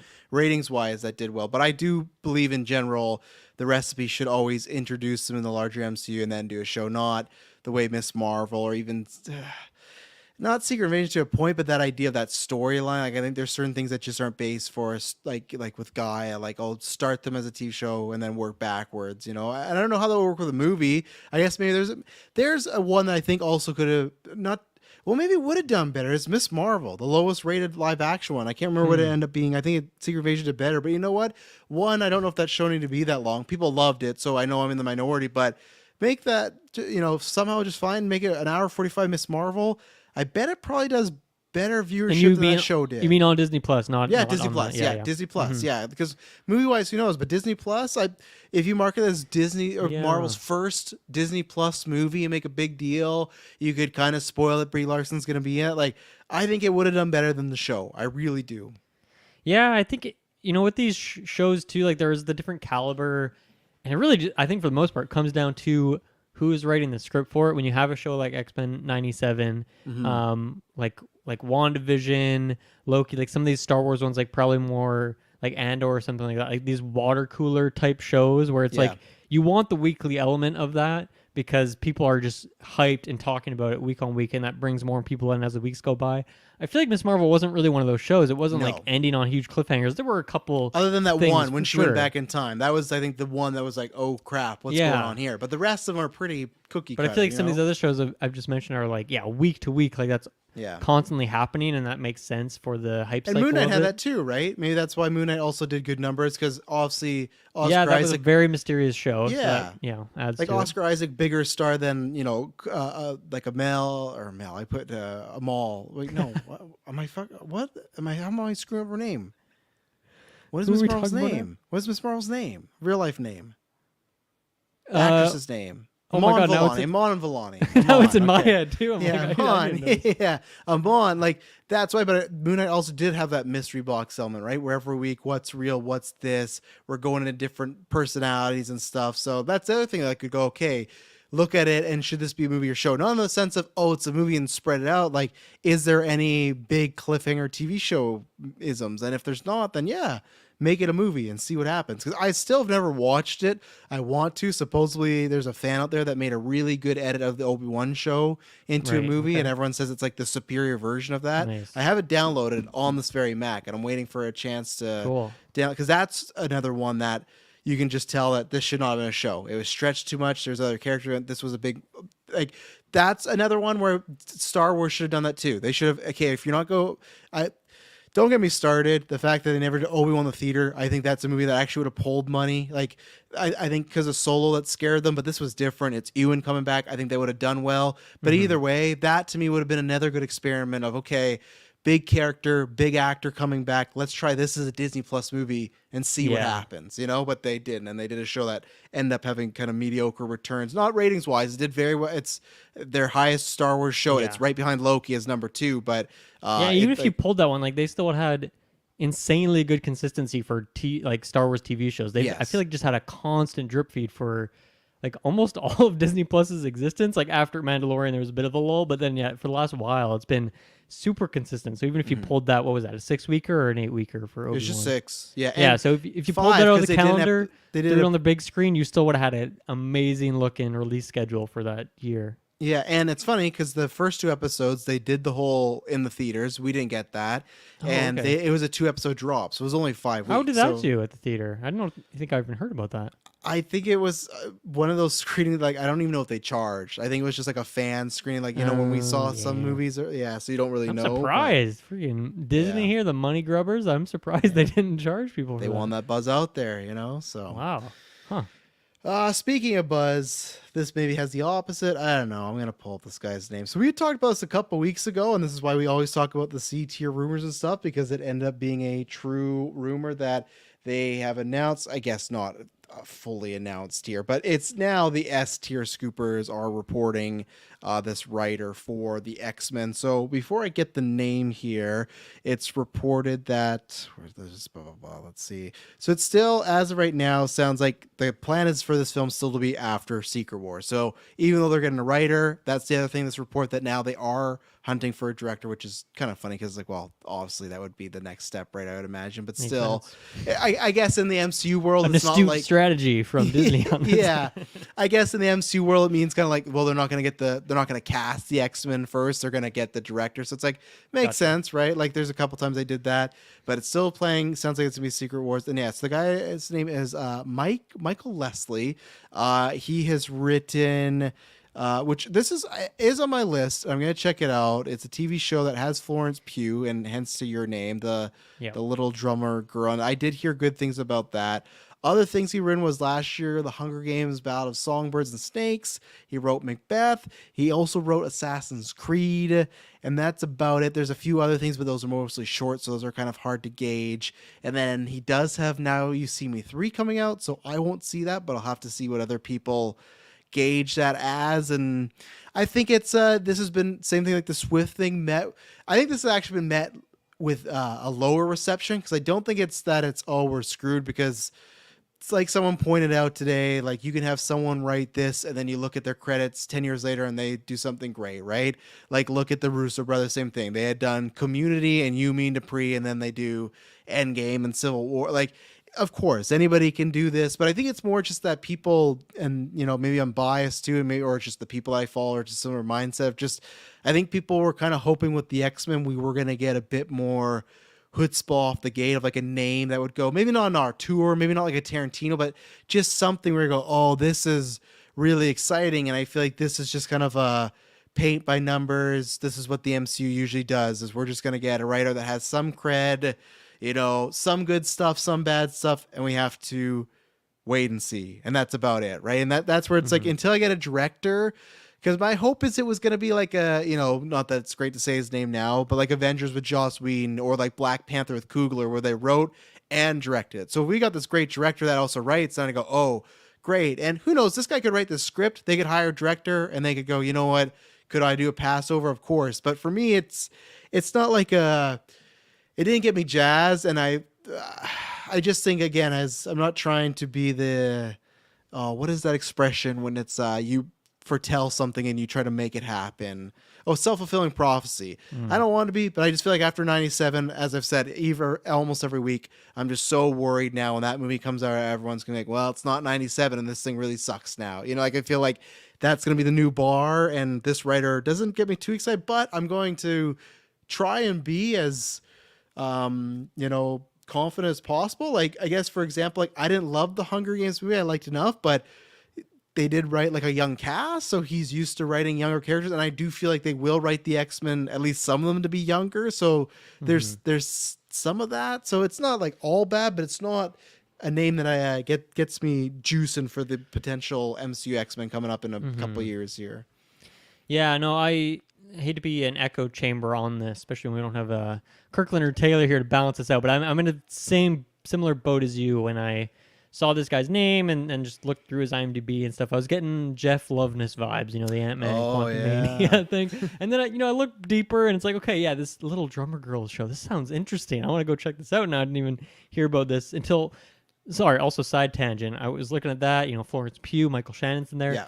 Alex Skarsgård. Have you seen what Alex Skarsgård's picture is on his IMDb page? It's like the suit jacket and he's in a boxers or whatever it is. Yeah, he's been asked about that. He's a guy just like it. So okay, I never. Does he choose that? The agents do. Well, you can, like, if you're probably a younger actor. There are some really weird pictures that people have, and I assumed it was just like, I guess not quite like Wikipedia, because then you'd have people trolling all the time, putting people's crazy faces in there. But like next year when we do the full release of Adrenochrome, when it's just gonna be out on VOD all the time, we'll have an IMDb page, and of course we'll pick the pictures. But usually once you're big enough, you just have somebody do that for you. Right. But he just enjoys that picture, so. I love that for him. But yeah, and even there in the chat, Superbad Mike, that Little Drummer Girl is very, very good. And that's what I've heard, so that's a good sign. Mike also a big fan of Songbirds and Snakes. I can remember. Yeah. So did you end up seeing that one? I thought you did, right? I have not got around to it yet. Okay. I think maybe originally it was like going to be Taylor's pick or something for the It must was, watch. right? And so I was and like, then something else happened. it was on the Oh, tip of my right. tongue, but then I never got around to Gran it. So. Turismo happened, right? Yeah, there you go. I got Turismo. So at some point I'd like to check it out. But It's the third best Hunger Games movie. okay, out of 5, 4, Yeah, so it's 5. So it's right in the middle middle of the pack. for me. Yeah, Take right those. in the middle. Yeah. Yeah. So I'm not super hopeful of this, but it is also largely an unknown quantity. All I've seen is Assassin's Creed, which I don't know. It's been like, can you believe that came out in the second year of GeekVerse? Oh man, yeah. That's a long time ago now. That was a long time ago. It was a very, very long time ago. So like, I don't remember what I didn't like about that movie. I'd have to go back and listen to lot, our I review. And I'm sure writing had something to do with it, but also that movie went through all sorts of, I feel like, development hell things from what I can remember. So like, who knows how much of the issues of that were strictly this guy is writing words on pages versus all the other cogs that go into the machine Of course, that yeah. makes one of these things, you know? So, and that was also a decade ago, pretty much Yep. at this point. So maybe he's got a lot better in that time too. True. He's certainly read a lot of other things. So I don't know. I guess I'm trying to be hopeful in this way, but it is a weird movie to me to have a very question mark type pick on there. And once again, maybe it's a question mark because I just haven't, binged through all of his projects. But it does seem like a bit of a strange pick. I think I would, if I was in Disney's shoes here, want someone with more experience. Especially to write because it. like it's like the Swift thing for me. It's different if this was 2019 era where they're just on a roll and you just go, well, I trust them. We have enough reasons past 3 years to be weary of some things, right? Yes. And that's where for me it'd be like, hey, maybe you can sludge the budget on this project, on that, but for X-Men, which everyone deems as like, well, this is the future of the MCU, you got to get this one right. Because I legitimately think if that movie is like not even a dud, if it's like oh, it was fine, I think so many people are going to check out. I think that first X-Men movie has to hit like Avengers 2012 or Guardians 2014. Like I think it really has to come out to make people, not that you want to see everything in the MCU, but that main thing you want to be, it has to be pulling you. And that's where I think it has to really, really hit. And it's danger if it doesn't. Like you could argue that way with like, look at what happened with before the major stuff, even with the Caine and Ant-Man stuff. That almost put like a bad taste in people's mouth for Caine because that movie was so meh. Yeah. So many people that I talked to were done with Caine, even to the point of like little stuff of, well, he lost it in his first movie. What do I care? And I talked to so many people that are like, I don't care about Caine. And it's like, man, for a character that had so much excitement, one movie they killed it, and obviously other stuff happened and they got rid of it. Well, maybe they're going to retool the character, but still, like, first impressions are everything. You can maybe get them back, but with X-Men, it's just, and then you'll get that history of, man, like, you do not want the revisionist history of, well, I guess Fox X-Men wasn't that bad. Like, that's, you don't want that. You know what's going to happen. I mean, yes. X-Men is very much an uphill battle from the perspective of just, you have all these established characters. People love a lot of the castings here. Even in both eras, there's preferences here or there. There's changes and things that happen, but like there's and some are coming back this year, like freshly. Yeah, exactly. Yeah. So it's a lot to overcome, just in that way alone. So I don't know. I feel like it, and like there's so many characters. Like there's so many ways you could take this story that it's so much easier to pull off a origin story for Captain America than it is to do an ensemble movie with characters who have not been established yet, like with specific actors in these roles. And maybe they pull in Hugh Jackman and he's in this or something. So there you go. That would be a major thing. But then you also have the expectations higher if you do something like that as well. And then even if just soon after Deadpool, if you bring in someone else in that role as Wolverine, like good luck doing that. They didn't even do that in the Fox movies, No. they just did. They just stuck with him. Class, So it's going to be really tricky. So I guess I'm very curious to see who they pick for the for the casting, of course, but the directing as well. And hopefully this one doesn't have all this sort of, just feel like so many movies lately in the MCU have been like, oh, the writer's been switched out, and a new director in here, they're rewriting the script, they're delaying it, they're kicking it back. And if this one is one that they are like putting their foot on the gas to get it out at ASAP, like while X-Men 97 is still a big deal, and they're balancing all these other projects that they're trying to slow down, like it just seems like there's a lot of dangerous territory ahead of them to have this come out and be successful. And I don't know, maybe like obviously they've been thinking about X-Men for a long time. They bought that a long time ago now. Yeah. So they've had it in the back of their head. It's not like they're just suddenly on May 21st, 2024 starting to think about X-Men. But yeah, I worry a bit if they're just going all in on this and like putting other things to the side just to make it happen. Like what if maybe there's like a better director doing another MCU thing right now? Like that would have been the perfect X-Men pick, but like they're all kind of tied up right now because they hadn't really planned that far ahead or something like that. Well, I think that's at least one thing that does give me some hope is if the plan is supposed to be Secret Wars as of right now, which I don't even know if it's going to hit. Secret Wars is 2026. That would tell me like this X-Men movie is still like 3 years away. That almost gives me some calm of this guy's like, let's say this is the writer that sticks with it. This guy has like 2.5 years to crack the code, maybe, you know, like this is like hopefully a good way of, we don't want you to rush. We're hiring you 2 years in advance. Get us a good X-Men thing. Because then it's also at that time too, and maybe this is the devil's advocate, they also have time to pivot. If they get this guy's script, they go, not good. It's not like with Ant-Man, right? Like Jeff Loveness was writing Avengers 5. And then they kicked him. They got new people, right? So maybe they're trying to avoid that, where they want to have enough time where, hey, in a year, if this guy's script isn't good, we can go to someone else, and it's not us trying to like struggle and be like, oh, we got to hit this date, because I don't even know if Secret Wars is going to hit 26. Like that's I don't know. That feels 2 years away. Yeah, that's starting to feel tricky. Yeah, you know, who knows? I'd like it, but yeah, we'll see. And I'm happy that seemingly, I would imagine we'll get mutant projects, but I'm always in the camp of I know people have pitched that they should do the X-Men the same way as Avengers, where you get like a Cyclops movie and a Wolverine movie. I don't want that. I want the crew together. I think there's some you can do, but I don't want the full Avengers lead up again. I think this is a crew that you do mostly together, at least to start. So I think that's hard to do at this point in time. Yeah. Especially because that's not like the established norm for this series. And my last plug too is check out on Patreon. We have we have 3 episodes where we cast over 30 mutants, and there's hundreds of actors, literally hundreds of actors we talk about. We cast the X-Men 97 roster. We cast a bunch of X-Men villains. We cast side characters, X-Men 97, in like a 97 aesthetic, but also who we think would be great picks for the MCU. So all the big mutants you think of, we cast them, me, Dylan, Kirkland, and there are some fun ones there. So go check that out, all in the Phase 2 tier, and there's 3 episodes. So it's about Speaking 4 of that, episodes I of content. forget if this was a bread 4 and hours. It must have been a bread and butter episode. Remember when we did like the 10 years? We planned out like the next 10 years of Marvel, like all the movies and TV projects that were going to happen. Right. Yes, it was. Like, yeah. Was that 3 years ago that we did that now? 2021 I feel maybe? like we still have a Google Doc of it, because that is on Oh, it's Patreon definitely as well. out there. But yeah, we should definitely go through that at some point. But maybe it hasn't been long enough yet. It feels like it's been a while ago now, but so much has changed in the realm of the MCU since like the information we had when we recorded that one. MCU 10 years. So Okay. I won't. So you can go there. Yeah, we did this in 2023 is when we planned, when we did that. We did cast. that So it was last year? It must have been last year. If not, it was late 2000. Are you sure someone hasn't just like opened it last year and that's why it's showing that date?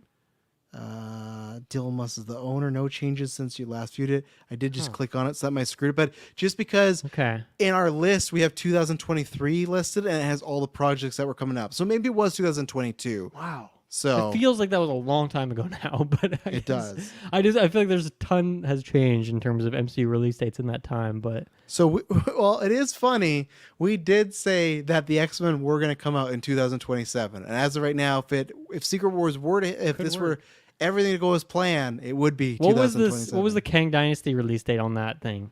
Let's see here. That was.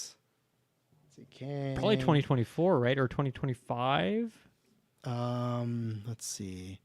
Avenger. Oh no, we definitely this must have been 2022 then. We had Avengers 5 at 2029. So we did this before the Comic-Con. Oh, wow. Yeah, we went totally different with that thing. So we should put that in the description or something. Yeah, people go check that episode out. That's I'm sure a fun one to listen back to even just 3 years even now later. I'm like, I want to listen and see what we were thinking there, because that's something I was wrong on too. I think at one point said that they should wait long for Avengers.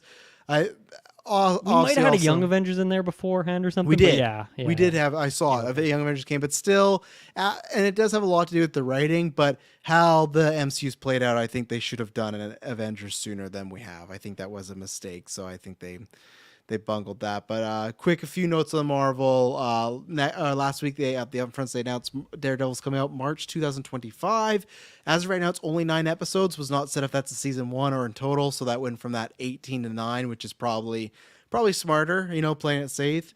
They announced Agatha is coming out 2024 September. So this year has the title of Agatha all along. So they did that. Ironheart is confirmed for next year. Apparently the reason they pushed it is because they want to be closer to Armor Wars, which to me is still a movie that's never going to happen, but I'm glad they're still trying. And then this is coming from a C-tier rumor, but someone nonetheless that has a track record.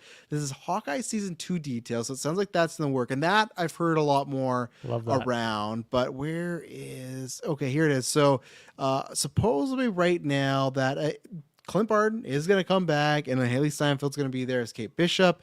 Let's see. The source said that the second season would be inspired by the raid, where most of the action would be set in one location, where Kate Bishop and Clint Barton would be stuck. Also, a big role would go to Hawkeye's brother's Barney, who is he's also an archer, but he's kind of he's not like an anti-hero. Barton. Yeah, he's not like an anti-hero, but he's a questionable guy. Maybe a Jack Sparrow, like we were talking about Pirates in a second, where he's might do good, but he'll steal things. He'll commit some crimes. Trick shot, is that his? Yeah, there you go. So, how would you feel about that? Of one season, I know you've never seen The Raid, but The Raid is this classic action movie, but it is a mixed martial arts big stunt movie where a guy has to go up all these levels, and it's just one building where he's fighting people. And that sounds like the idea here, as that's what would be season 2. So clearly a good saver on the budget, and maybe it's I don't know. Maybe it's to ensure. All I can picture when you say that is, do you remember that movie, The Platform, that Netflix movie that me and you? Sequel's coming out this year. There's a sequel? No way. Yeah. I remember That's The Platform. all I can picture when you say that. But no, I don't know. I like that it feels like very Mortal Kombat to me. Just climbing the tower, whatever they call it in that. And also this could maybe help with Jeremy Renner. I don't know how much action he can do, but I feel like one location would help him along with that. Because remember, he had that. Yeah. He almost died a couple years ago. So true. Yeah. I mean, you got that. You got Squid Game. Yeah. That's just not what I would have pictured for this season 2 of this. Mm-hmm. I guess it could work. I guess it could be interesting. It could be fun. I guess I'm worried that it's all just going to be on the volume, and then it's going to look like some weird God, I hope not. Yeah. It's just going to be concrete background. It's why don't you guys just find an actual warehouse to film this in or something? Maybe they will this time. They did with the Daredevil. They were shooting in the streets again, right? So maybe they'll go, oh, hey, let's do that. And find a warehouse somewhere. Plus, they say one location, but I guarantee you'd get flashbacks or other scenes that happened before. Yeah, I feel like I want some of her out in the world, and I would also maybe want to see a couple. I'd want to see, of course, Florence Pugh appear again as Yelena. I would love to see Iman, because where else is she going to be? I'd love to see her pop in now that they're homies, according to the Marvels.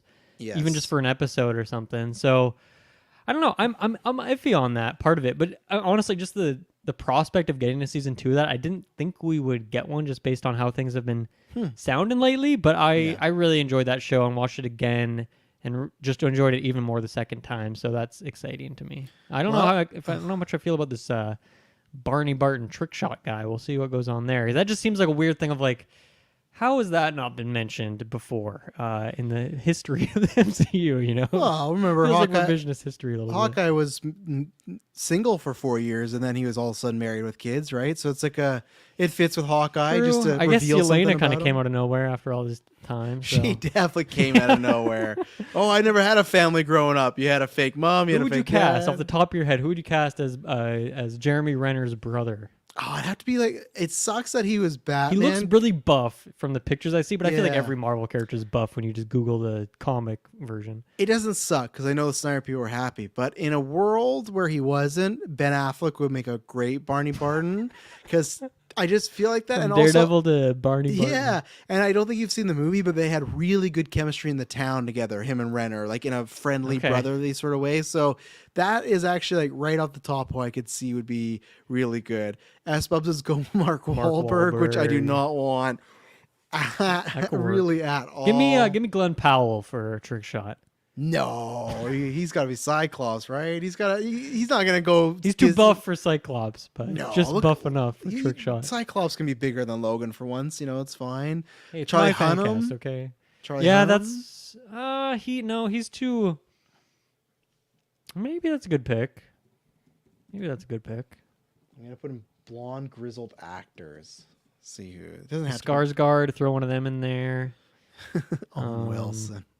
We already got him, obviously, and whatnot. Carl Urban, yeah, come back for a second MCU role. Oh boy, yeah. No, I'm happy. Maybe the Homelander guy, he can come in and do trick shot. No, I think he's rumored to be joining the DCU apparently this week. That's the big hot rumor going around that. Well, right it's now. not exclusive. True. He can also do MCU. No, James Gunn. He's like, no more. I saw it happen. Hey, MCU sucks. Have you ever seen the Guardians? Yeah. No, I really don't know. I think they'd probably get some. I don't know. You got to get someone with good chemistry with Renner. I feel you got to make him feel very brotherly. It could be like a one-off kind of character that like dies in it, or Yes, it could be someone they want to integrate into the greater MCU. So it's a. But like I don't know. I want it to be about Kate Bishop. I think he'd be a Dyer. Yeah. He'd be a Dyer. And also, same thing, I'm still wondering what we do with Hawkeye, because I thought Hawkeye could end here. Yeah, like I figured season. he would appear in a second season, but I guess I wouldn't have assumed that he would be protagonist energy in the same way he was in the first season. Well, I guess the brother, that kind of makes sense, though, right? If Kate's looking into some things and she finds out it's Barney Barden, and that's why she would go to Clint, that actually does make sense to me. That's how you get him back in the action. That's his brother, and then it's like it makes sense. Because again, I've said this before. I want him to have the Cap ending. I don't want Secret Wars and Clint Barton dying. Like that's not the ending I want for that character. I think some characters should get a happy ending, in the same way Cap got his. Yeah, I think he should. I think with some the family characters, angle of it. Yeah, like especially like we don't have enough family man people in the. Yeah, and he lost them already for 5 years. Like, yes, to me that would just be one of those like bummer for the sake of being bummers. I wouldn't appreciate that. So. There's bigger fish to fry if you want a big emotional death on screen. Yeah. And anything about the shows, Daredevil, Agatha, Ironheart, before we move on? No, I guess this Daredevil thing, I probably talked about it and I just can't remember now. But like the season one's being split. Like, why are they not just doing 2 seasons? Well, it's not split anymore. They didn't even film those other episodes. That's why now it's only down to 9. Okay, so because I was Wikipediaing around and I saw that there was it was 2 sets of 9. That was the plan. Okay, that's not the plan anymore. No, now the plan is Okay. just the 9. And they didn't even say like, oh, this is season 1. I think they're just going to do this and see what the reaction is. I want all the Daredevil I can get, but that 27 episodes, whatever it was, that was too many. So Yeah.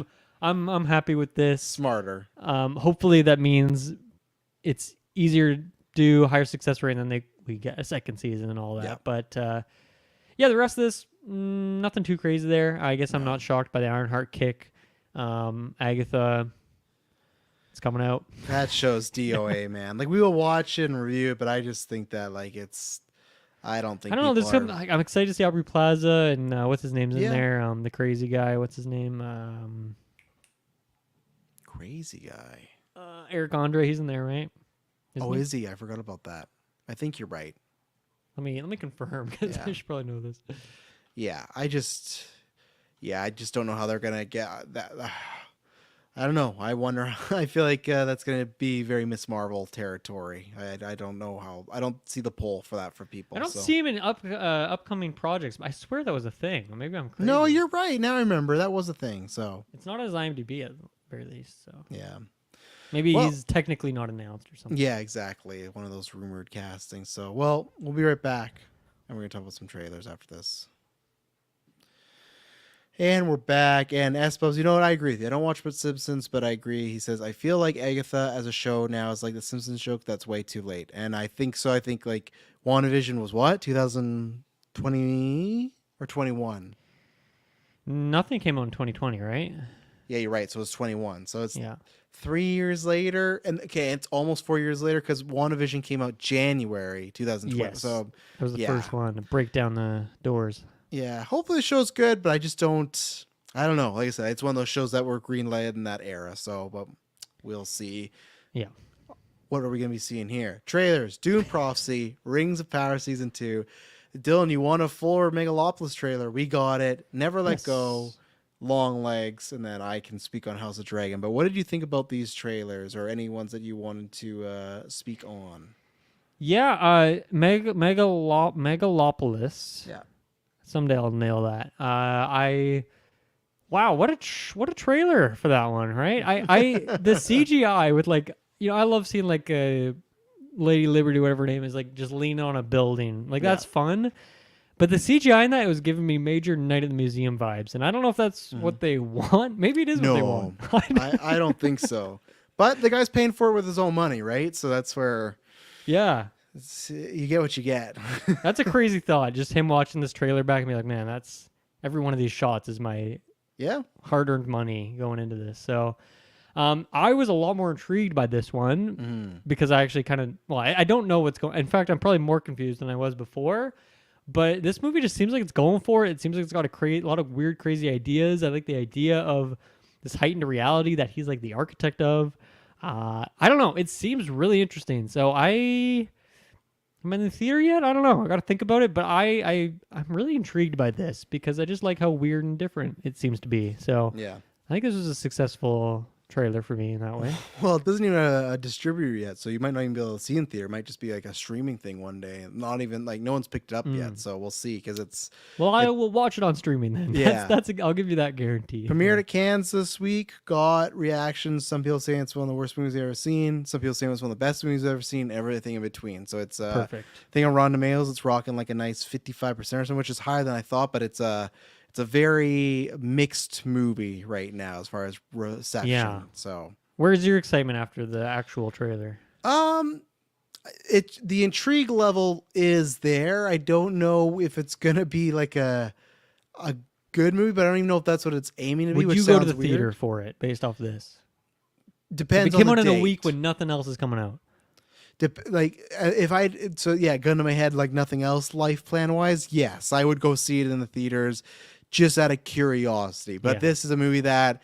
He even said that he would like to maybe do December because I think he thinks like an Oscar potential and stuff like that, which I don't think is going to happen. Like again, this man has won multiple Oscars, so I could see maybe him having that forefront in this. Got the actors to accomplish that in there. Yeah, Adam Driver, and it's tough because I don't like I hate that Shia's in here, and that's a big thing nowadays of like people they.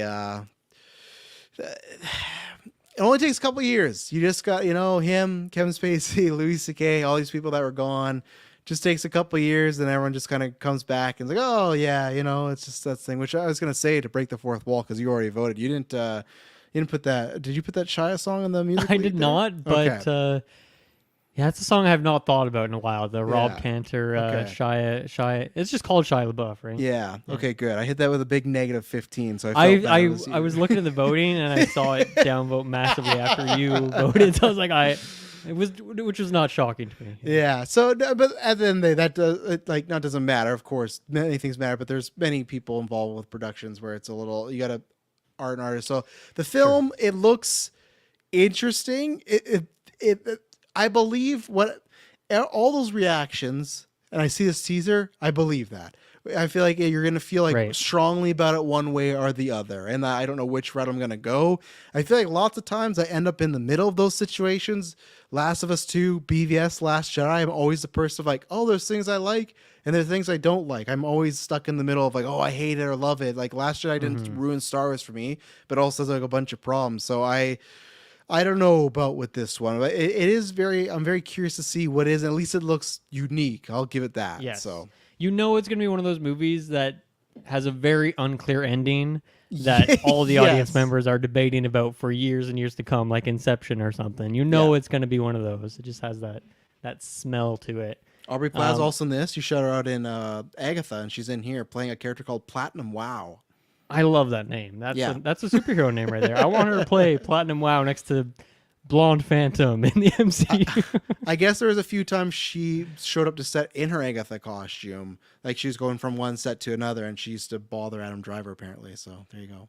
Like in a playful way. The MCU after all that went wrong with They didn't Disney. cast me as Reed, bastards.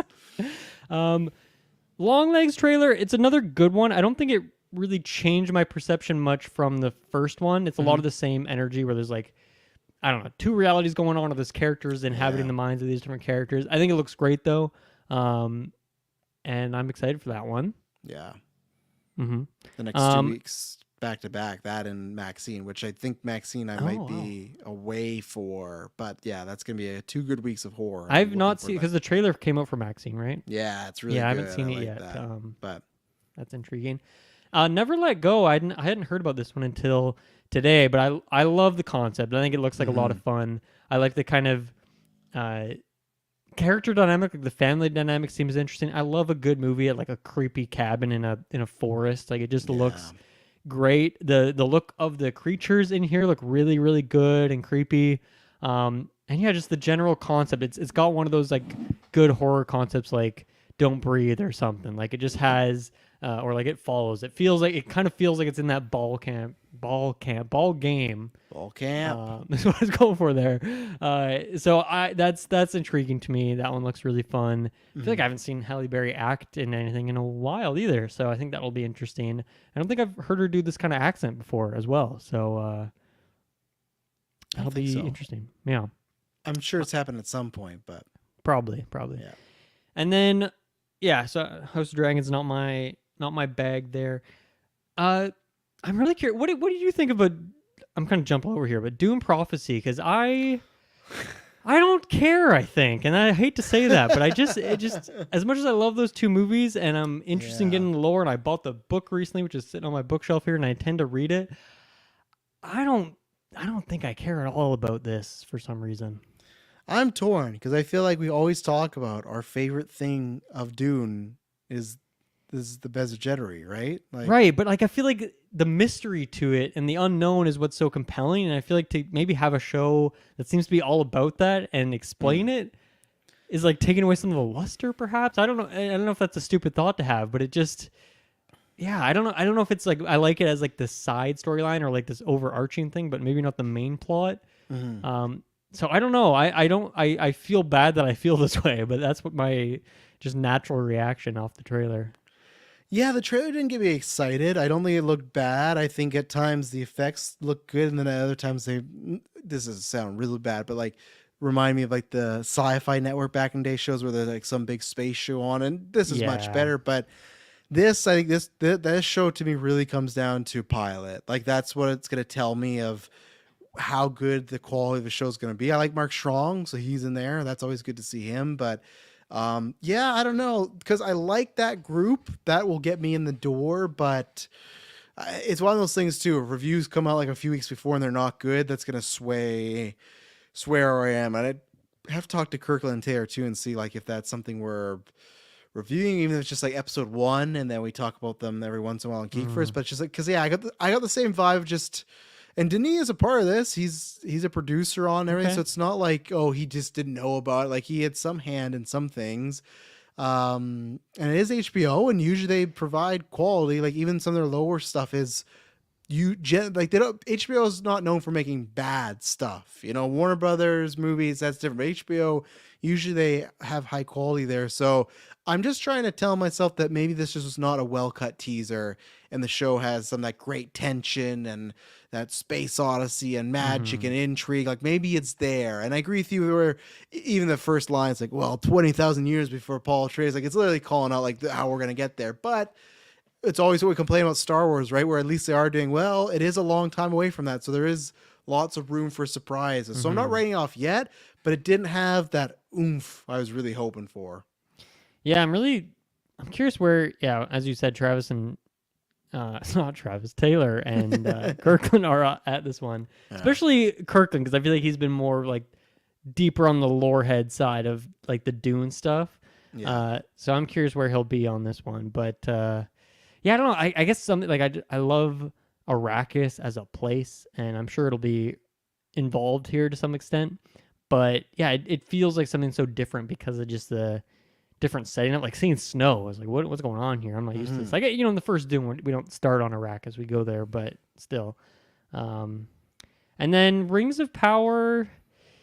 I was actually just hanging out with a friend last week, and we were talking about just Lord of the Rings in general because he hadn't heard about the Gollum thing, so we were talking about that for a while. And we were both like, man, we gotta rewatch season 1. Like, I don't my memory on a lot of the things that happened, I feel like, is getting pretty fuzzy. And yeah, I want to see how my thoughts evolve when I see that show again, knowing a lot of things that are going to happen. I think it was a decent trailer. I'm excited for the show.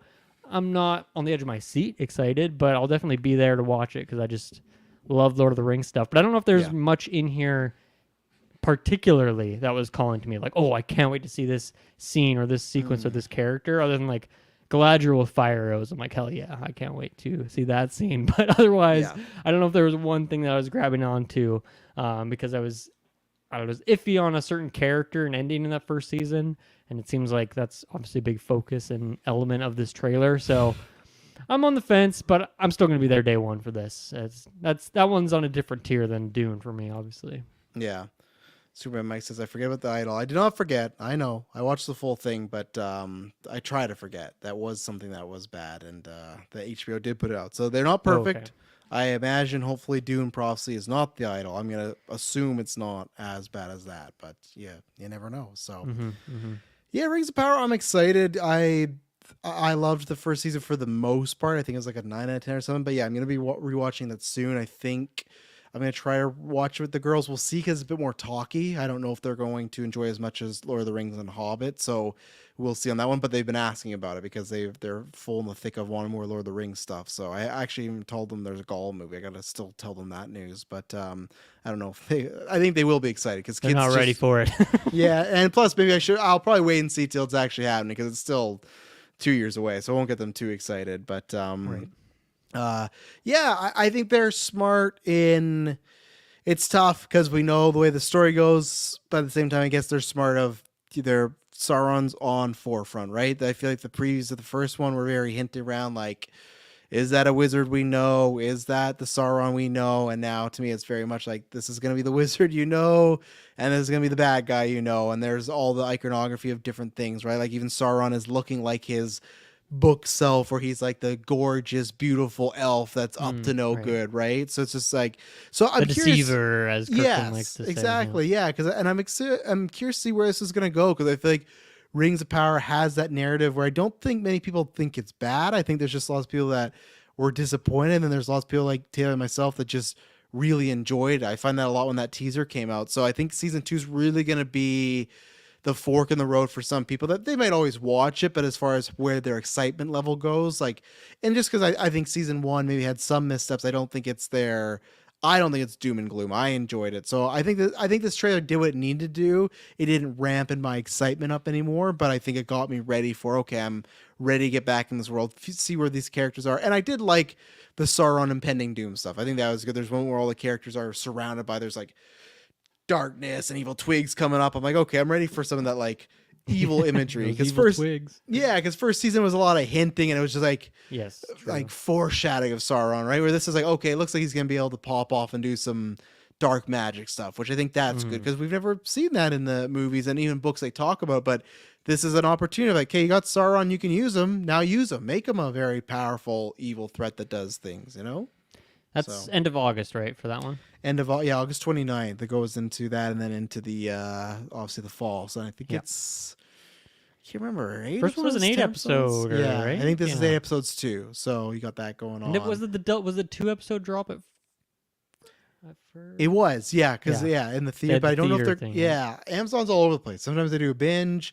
The boys every year they do the 3-episode drop. So I don't know what they're doing here. If they're gonna do 1 or 2 or 3, whatever it may be. But we'll be there for those. So check out that. And then Longlegs. I'm just getting more and more excited.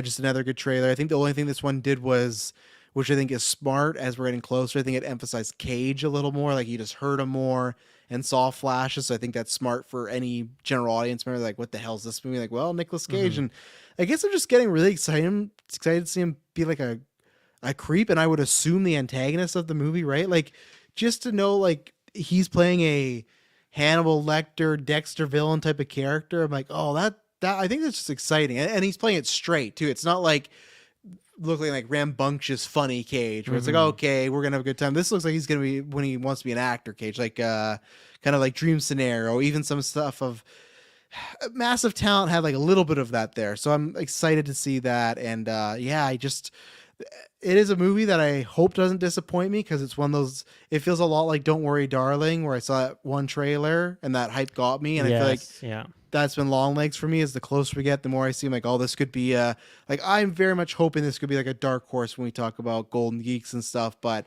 sometimes great marketing and do that. But I think they're doing a really good job marketing where they showed a bit of the story that it's seemingly she's a new detective and there's these. I think things out there. she'll get a nom for sure, or even Yeah. probably be in that top 5. That would be my Yeah. prediction for Golden Geeks. And I hope Cage can sneak into the villains as well too. That'd be great too. 'Cause That I would don't- be has I'm trying to think what his legacy is in the Golden Geeks history. In I terms think of we gave actual- him one for Massive Town. I think we did for him and Pedro. I think they both got that. and maybe you shout him out for Spider-Man Noir, but like he probably wouldn't have. Oh no, I think he got a supporting actor nom in that. I think he might have because I think I don't we think he loved him won, so much. though, No, but- he didn't win. No, Yeah. he didn't win. Hemsworth won that year. That I remember for that was Infinity War Thor. So that's how yeah. I know. Yeah. Yeah, what are you gonna do against that? It's Yeah, hard to but beat. that was a big year because I think we had Shamik Moore as actor in there. We had him in supporting. I think there was another probably voice. Spider-Man, Spider B Parker too, or something. Yeah, I think we did. We might have had Steinfeld. And I remember Yeah. that's the year that Across. Is it Across? No, Into the Spider-Verse. Yeah, that won Golden Geek Best Picture. So we were pretty high in that. That was Briggs's favorite movie that year. That was Kirkland's favorite movie that year. So that had a lot of GV Buzz. yeah. What else? House of Dragon. I'll just speak on. I actually last time said I can't get more excited. I did get more excited this trailer because to set the stage for you, Dylan. Last year they set who the people are on both sides of the war, and this was going to be the war. This trailer was showing now both sides of the war. Infighting starting happening with that, so that was very exciting. I was not expecting that. They gave like a little tease last season of one dating relationship that looked like it was going to turn bad, but now it looks like there's one character in this trailer questioning if his mother should even be in charge. You're like, man, that's not good. Like your own son's being like, I think we might have to kill her. And you're like, geez Louise. So yeah, it somehow got me because that happens in Game of Thrones, but I thought that might be later on. The fact we're already getting into all these families turning on each other, that's the drama, so that's good stuff, and that's what I hope Dune Prophecy can get to, that type of Game of Thrones stuff where there's lots of layered characters. So what else was there? Never Let Go. Oh yeah, I saw that at it played for Stranger Things, and that or no, not Stranger, just the Strangers, just years Strangers. ago. Yeah, yeah. I like that. Like you said, gave a Quiet Place vibe. Also gave me a Signs vibe. M. Night Shyamalan, not Signs. The Village. Remember? Did you see that back in the day? I've not seen The Village. No. So that was a movie. I have seen Signs though. Yeah, it's Joaquin Phoenix and maybe it's Bryce Dallas Howard. They're in a village and it's like you can't go out because there might be monsters out there and there's a whole thing there. Even here, they're like these boys are talking about like the world out there and you see a road. Like that's what I'm curious too. Of not only the setup of the plot is also what is like are we going to find out what's out there? I don't need like an X, Y, and Z of everything. Like Quiet Place, we didn't get that, right? We didn't get, well, on this day it all went to crap, but no, just like, what is the state of the world? She says we're the only people out there. Is that true? Are we going to bump into another character throughout the movie? And yeah, just some good imagery. Like that last, I don't know if the movie's going to be great. Like with Longlegs, I look at that, I go, oh, I think this could be a top tier one. This movie could easily be a straight to Netflix B horror movie, but I think they cut a really good trailer, and that ending when the two ants come out, but it's another set of hands and they start to climb. That was great. Yeah. Yes. So that's where I think it has potential to be fun, and Halle Berry can go, and she wants some of those kid actors look like they're entertaining. So same thing. I hope that's like a sleeper one, but that one is, I could easily see week of that 20% Rotten Tomatoes, Clay with a 1-star review, April with like a 3.5, and if April's giving it a 3.5, you're like, oh no, that's not good. Yeah, that's not a good sign. Yeah, because she is. This seems like an April 5-star to me, but then she didn't like tarot, and I thought that was like right up her alley too. So. And she says self-admittedly, she says, hey, I always skew a lot higher. So when I see something that's like below 4, I'm like, oh, I don't know if I'm gonna like this, because especially when it's the horror stuff, even though sometimes we have different likes. But I can't remember when that was coming out though. I feel like that's got to be one they don't have a super long marketing tail on it. It's probably coming out soonish. And I just feel like September. Okay. And we don't know where it's going yet, theaters or streaming or anything? I think this is theaters, Lionsgate. Cool. So that one's theater and it's September. And I actually think even though it's not Halloween, I think that's better than the summer season, because same thing as like I love Max, or I love that trilogy, or hopefully love the trilogy, and I hopefully will love Longlegs. But those coming out in July could also be tough for those because there's a lot of big movies out right now. So I don't know if people definitely. do people go out to see Longlegs? I don't know, but I don't think so. Hopefully it has long legs at the theater and Oh, week after week after week. Maddie, as usual, asked to rank these trailers. Did he say by the quality or excitement? What did he say here? How would you Probably rank the excitement. trailers in terms of most anticipated project? Right. Okay, there you go. So Dylan, I'll let you have the floor. Okay. I think I'd go Longlegs number 1, Never Let Go number 2, Rings of Power 3, then Megalopolis, Okay. then Dune Prophecy. So unfortunately, Dune Prophecy is my bottom tier pick here, and I'm not the House of Dragons guy, so that'll be my. You could say that's below Dune if you want. Yeah, of course. Yeah. Be nice there. I'll go House. Okay, I guess it's just anticipation overall. It's tough because I know House of Dragon's gonna have the quality, but there's the surprise factor with Longlegs. Right. Yes. So I'm gonna give it Longlegs the number 1 slot just because of that X factor.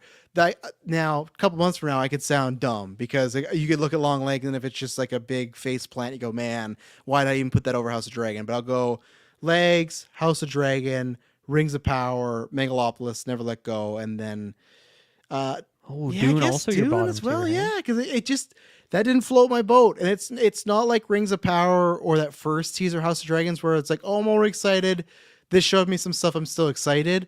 I was waiting to get more excited for this, and this just left me with like, okay, I'm still, and maybe that will be a second trailer because this was just a minute and a half teaser trailer, right? So maybe there'll be another trailer that'll come out and go, oh, show us some really good hooks where I go, oh, I really want to see what's going to happen. Right. But because this trailer was just, I think, to get it out there for people. It's coming out this year. Them literally dropping Paul Atreides' name. I think it is just to let people know, hey, this is a Dune show, but it's not required viewing. It's just if you really like Dune. Question for you on Dune. What is this based on? Like, is this based on one of the books, or is this like them taking creative liberty, or is it one of the things where like the son wrote this book or something? Do you know that? I think it's a bit of both. Where I think they're, and because I'm not a Dune book guy, so no one come after me in the comments or the reviews. But I think they are taking some lore aspects, but then spinning their own show. Like, I don't think there is just a show about the Bene Gesserit, but I think there's lore stuff. That's almost like Rings of Power to some extent. To an extent, like, yeah. Yeah. Okay. Yeah. Interesting. Yeah. Yeah. So we'll take our final ad break here, and then we're just going to talk about some movies quickly. So we'll be right back. And we're back. So I'm going to hit you with a slew of movies here of projects that are rumored in development, and you let me know. So right now, there's rumored to be 2 Pirates of the Caribbean movies. There's a reboot, and there is the one that Margot Robbie is working on previously had talked about. Okay. It's weird because that rumor kind of went away, but I think the only reason this is happening is because Barbie was a big hit, and I think Disney now is like, hey, remember when you want to make that Pirates movie? We would still love to do that with you. But for the reboot, the reason this is a big deal is the rumored star attached to it right now is Austin Butler. So is Margot Robbie not part of it anymore, though? Are you saying? No. So the trajectory was they announced this movie was in development, and then she was working on it, and then she'd give some interviews about kind of like just sound like it kind of died out, like they couldn't get on the same app. But then the producer Jerry Bruckheimer said this week that he thinks Disney really wants to make it. So I think what happened is after Barbie, Disney maybe came back around to her and said like, hey, would you still maybe like to do that Pirates thing? I don't think it's going to happen, but that's literally the producer of the franchise said, though, like there's 2 movies in the work. He also said he'd love to work with Johnny Depp, but the rumored star for the reboot is Austin Butler. This is like an official one. These 2 are official. John Wick, Caine spinoff. So obviously Caine from John Wick 4, The Blind Assassin. That's a movie that's being made. Happy Gilmore 2 is going to Netflix. That's movies that being made. Crazy. Yeah. And then 2 rumored projects is Incredibles 3 and Finding Something 3. So Nemo, Dory, a third. I can't even think of another character's name from those movies. Finding Marlin, probably, right? There you go. Had to be the dad this time, and Dory and the son. What's the turtle's name? Like the stone turtle. That's like, yeah. Dude. I don't know if you can make it about him, but we'll find him. I remember, isn't his son like swashbuckler? Maybe he just got so high and he just went in the wrong whatever they call those, like tunnels. What do they call Yeah. like the? I can't remember the name. Like in the water? Yeah, the water tunnel things that like Yeah, I know what zooming you're talking along. about. Their Like, fast travel system. It's like a yeah. sea pocket, but it's not. Yeah, Like yeah. it's something like if we hit it in real life, it's dangerous, right? Like it's Yes, yeah. yeah. Current. That's the word I was looking for. Yeah. Sea pocket. Current, yeah. Even drag you under. Yeah, okay. This is a lot going on here. Pirates, I'm excited for that because I want to do that retrospective. I want to go back to those movies because I've not watched those in a very long time. I don't even think I watched really any of them in preparation for that newest movie that came out in like, what was it, 2017, 18 when that one came out? For Pirates? Yeah, what year did that- 27. I thought you said 2027. I'm like, no, that's not. It's definitely not correct. I think 2017 sounds right. Yeah. That sounds right. So yeah, those are very much ones that remain. Like I watched them a lot as a kid, maybe like the first like 2 or 3 of them, or I don't even know how many there are these days. I don't think I've ever there's 5 because the newest one that came out that in 2017 that was the 5th one, right? Yes. Am I correct? I don't think I've ever seen the 4th one, so I have a spotty history with these. But I Stranger want to go through there Tides. and I want to watch them again. But I don't think I'll do it on my own. I think I need a retro to push me to do that. So cool, I'm down for that. It was weird that there's 2. Like maybe you should just do one at a time, but who am I to judge? Mm-hmm. They can do whatever they want. John Wick, Caine, he's a great character. This isn't very exciting for me. I'm excited for Ballerina because and Armas, of course, but I feel like with John Wick, like it took a while. But finally, they nailed it with Chapter 4. Like that was a movie for me. I loved it. But, like I don't want too much of a good thing, So yeah. I don't know if I'm terribly excited for it. Especially after just like Continental like did not like I didn't watch it, but I just mean in terms of the actual intrigue of it was like not there for me, and I'm more interested in Caine than I am Continental, I think, but like only a very small amount, so not too intrigued by that one.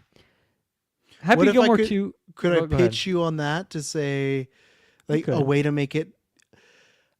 I feel like I'm trying to look up the character's name right now, but I feel like in that review, where is it? It was the daughter of, gosh, I can't find her. But remember the guy that had the hotel Yes. in Yep. Japan? He gets killed and then he has the daughter. I feel like after the review, we were all like, oh, we'd like a movie of her. What if that's like a backdoor? Like, because I feel like if you're selling the movie and you say, hey, we're making a spin-off about her, I don't know if the producers and stuff might look at it as a big hit, but if it's a movie that, okay, it's Caine, but the end credit of that movie was her trying to kill him, right? Mm-hmm. I wonder if it's like really a movie about her, but they're using him to sell it because a lot of people liked like the blind assassin. Would that get you any more excited bringing that character back, that daughter? Because we were all big fans of her on the review, and I think we Yes. nominated her for Golden Geeks. I think I think we liked Caine that got character. a nomination too. He did for best something. Yeah. So I still feel all those positive thoughts, but I think for me it's like they nailed it 1 of the 4 movies, and I feel like it was mostly the same team making all of them.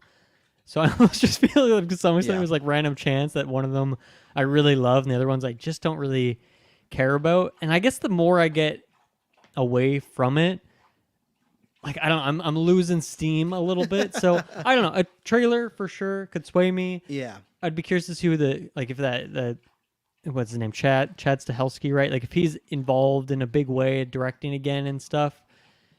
I'll probably be there more than like Continental was a harder pill to swallow with the however long it was. And they didn't yeah, I don't actually know. have much to do with that as well. It came out later on. Yes, that I a lot of remember the that. they didn't have it was So kind don't of get me wrong, I'll just- probably see this movie. But if it came out the same day as Incredibles 3, for example, I would go see Incredibles 3 instead, for example. Okay.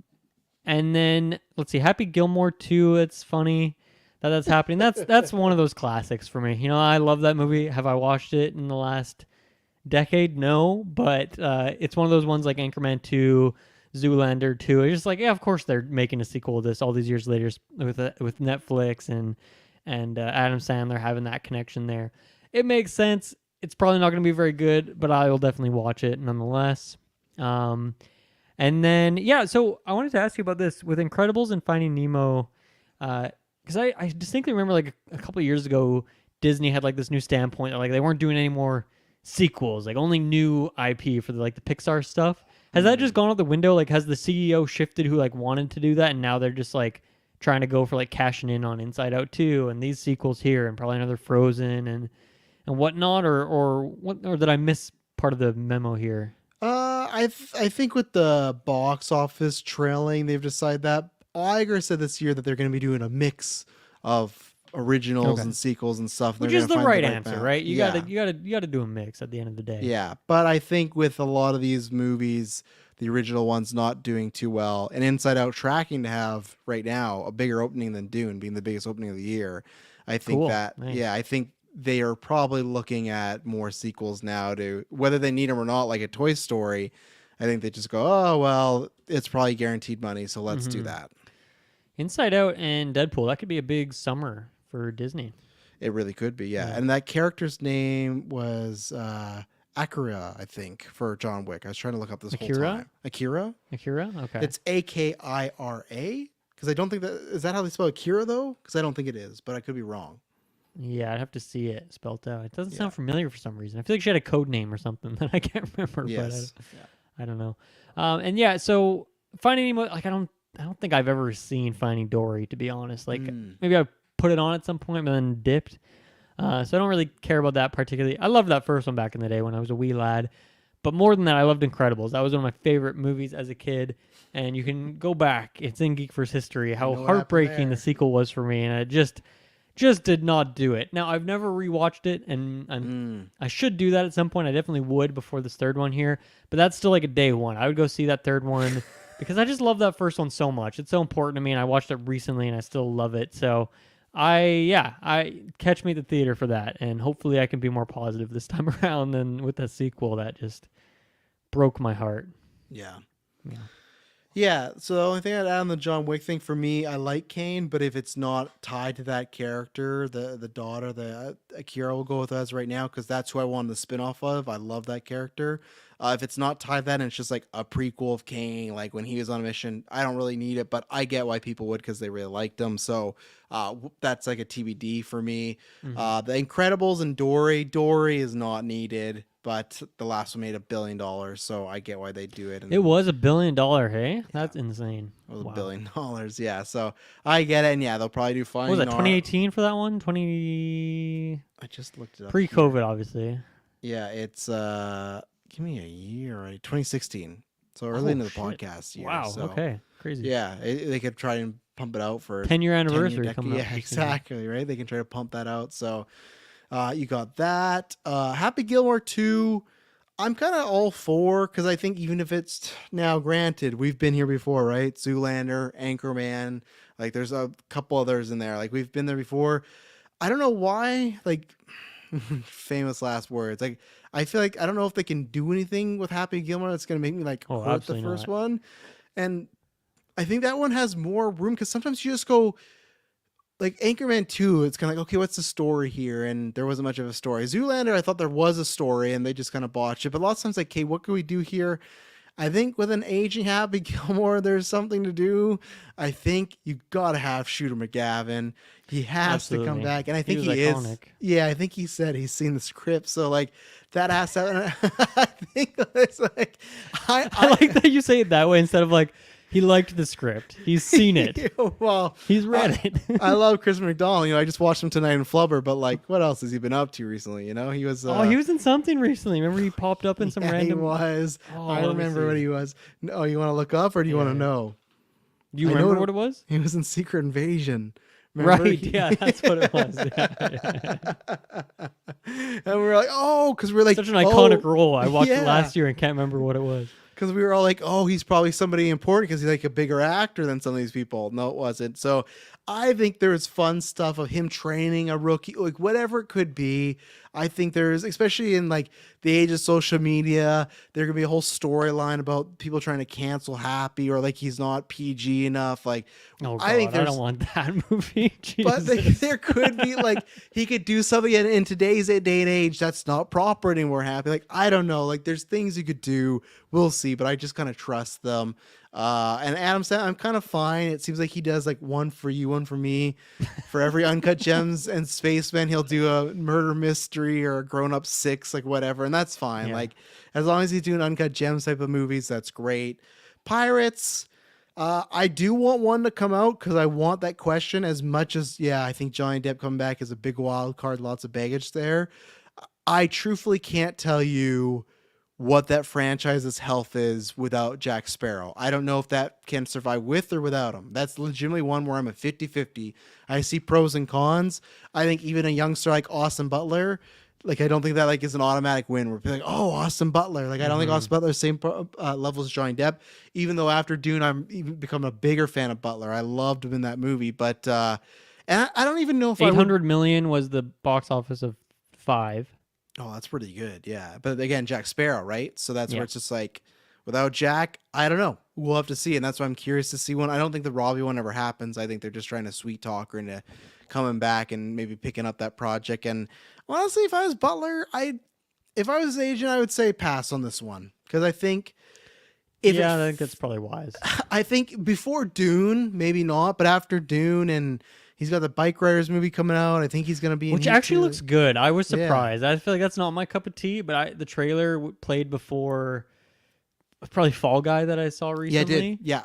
And I thought it looked really good. And like Tom Hardy and the voice he's doing in there, I'm like, I want to see this movie all of a sudden. Always with the voice, always with the eyes. You know, he's making some choice. But I just feel like because there's some upswing potential there, obviously a big paycheck, whatever. I get that, right? If it's for money hire and he wants to do that, that makes sense. If it's just, hey, I want to star in Pirates so I can go star in 5 Indies, then go do you. But I think there's a chance, like, you don't want to be the guy that is a part of the Pirates that bombs after Johnny. You know, like, I just feel like that gives you a bad narrative. And I think he could do it. I think he has similar things to Johnny Depp where he's charismatic. He can be a ladies guy, but he can be a little tough. Like, I think Butler, there's nothing wrong acting wise. I think it's risky. I don't know. I don't know if I would do that. And then Incredibles, I'm all for it as long as they age him up. If it's another movie of them at the exact same age, that was already my problem with 2. If they do this again, where baby Jack's still baby Jack, and Violet's still a teenage girl, and Dash is still in elementary school, no thanks. I don't need any of that. I think that was a mistake of the last one, among other things. I think that was a big mistake.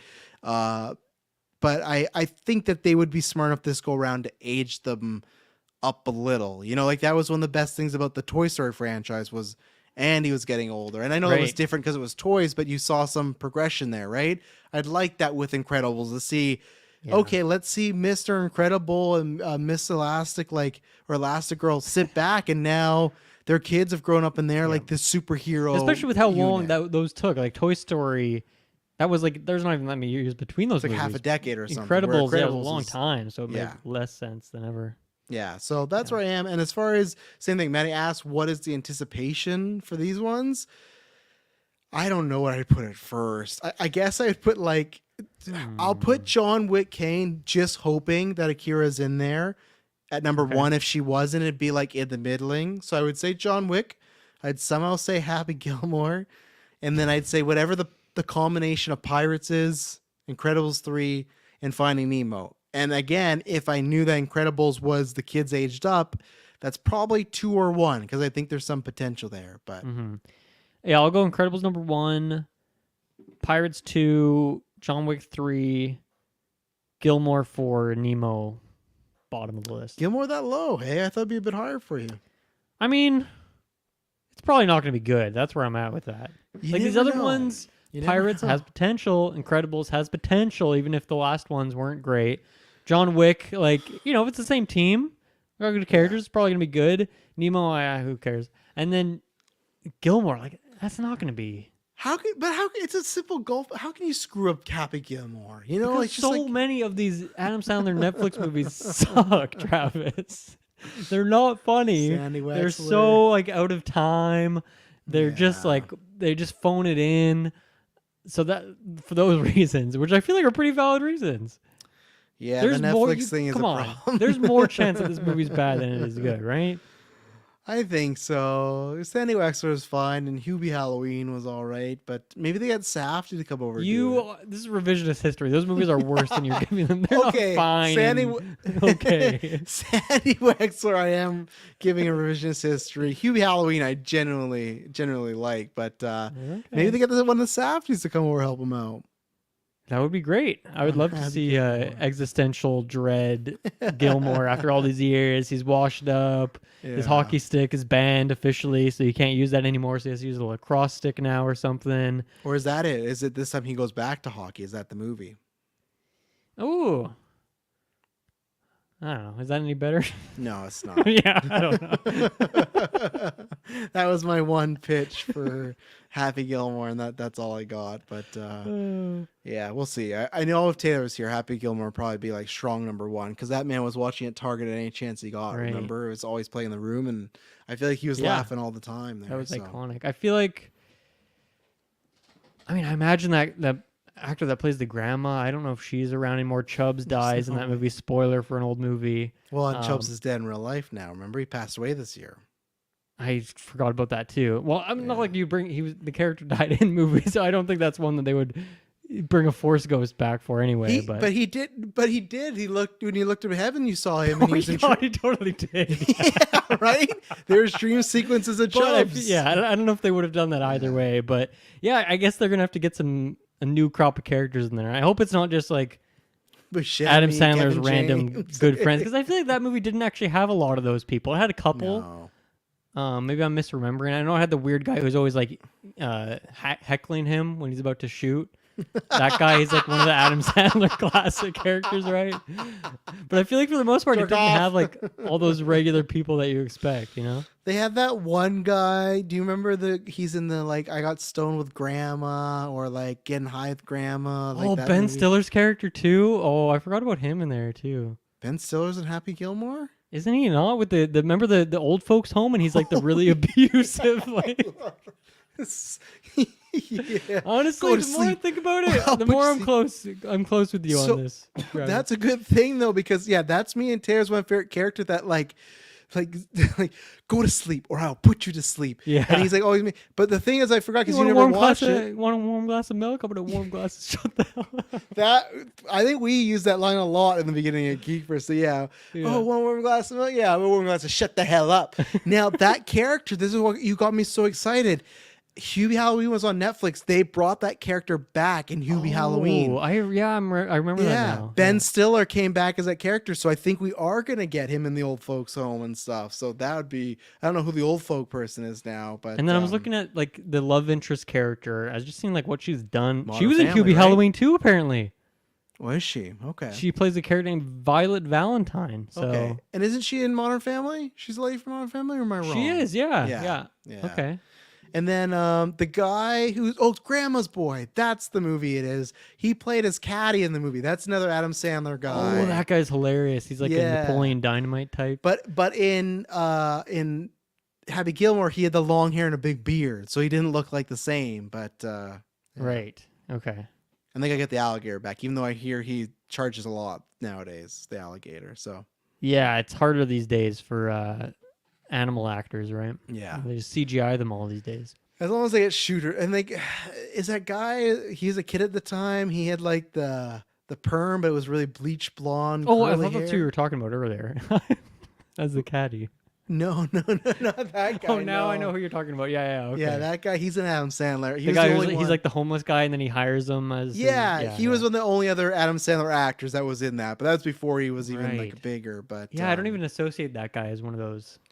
Oh, he was in a bunch of the early ones until he replaced them with like Chris Rock. There's an era of Adam Sandler with a budget, and then there's Adam Sandler without a budget. And without a budget is when all his friends are always around, you know? Yeah. Somehow, Buscemi was in both eras, though. So. Well, he's the great Buscemi. You got to. He is. Mm-hmm. I think there's no better way to end the cast than on Steve Buscemi, because it can't get much higher than that. So. He's the best. Yeah, maybe I'd be fine with Buscemi as like a rival golfer or something like that too. You know, I could suck on that. So You, wow, what a way to. But Shooter McGavin needs to he needs to be there. You got to bring back remember the guy who like hits the really big scary guy who has like the nail in his head too. I think he's passed away as well. Oh, has he? Dang, man, this is it's pretty sad actually hearing this. Like all these people that are part of this movie that I think unfortunately that was tied to his because he's like Andre, like people that have giantism don't live as long. I think just things with their organs and how they move, it just can expedite their rate of life. But shout him, great little character piece in that whole thing, and iconic. And you can't bring back Paul Parker either. no, definitely not. Everybody, all these highlight characters just gone. That's why you need Shooter though. Shooter needs to be there. So yeah, I mean, if you only have him and the love interest character, like you gotta bring them all back at that point. Hey, pieces of shit like you for breakfast. You pieces of shit for breakfast. I gotta put that movie on again. Oh, yeah, I thought about it. It's been too long. We watched it so much in the Target days that I don't think I've watched it since. I've had to detox for the last decade. I had too many because literally people, we started working together at Target. It was either Frozen or Happy Gilmore on the lunch. That's the only two movies. Constant, and Happy Gilmore, I feel like what would happen is anytime Taylor gone there, he would switch over to Happy Gilmore. And my shift was always the nighttime, like after Taylor. So like Happy Gilmore was just on repeat. And that's not even a PC movie. Like how are they playing? It is kind of a weird pick, isn't it? Yeah. We'll have to ask him about that in the future when we got to review Happy Gilmore. That was too. Like peak Frozen era though. So that one made sense. Yeah. Happy Gilmore. I don't know how he got that in there. So yeah. Well, there you go, ladies and gentlemen. We have done it. Lots of big news covered. We didn't do newscast last week, so not sure if there'll be one next week. News is always touch and go. We'll see, but I promise you it'll not be boring. See ya.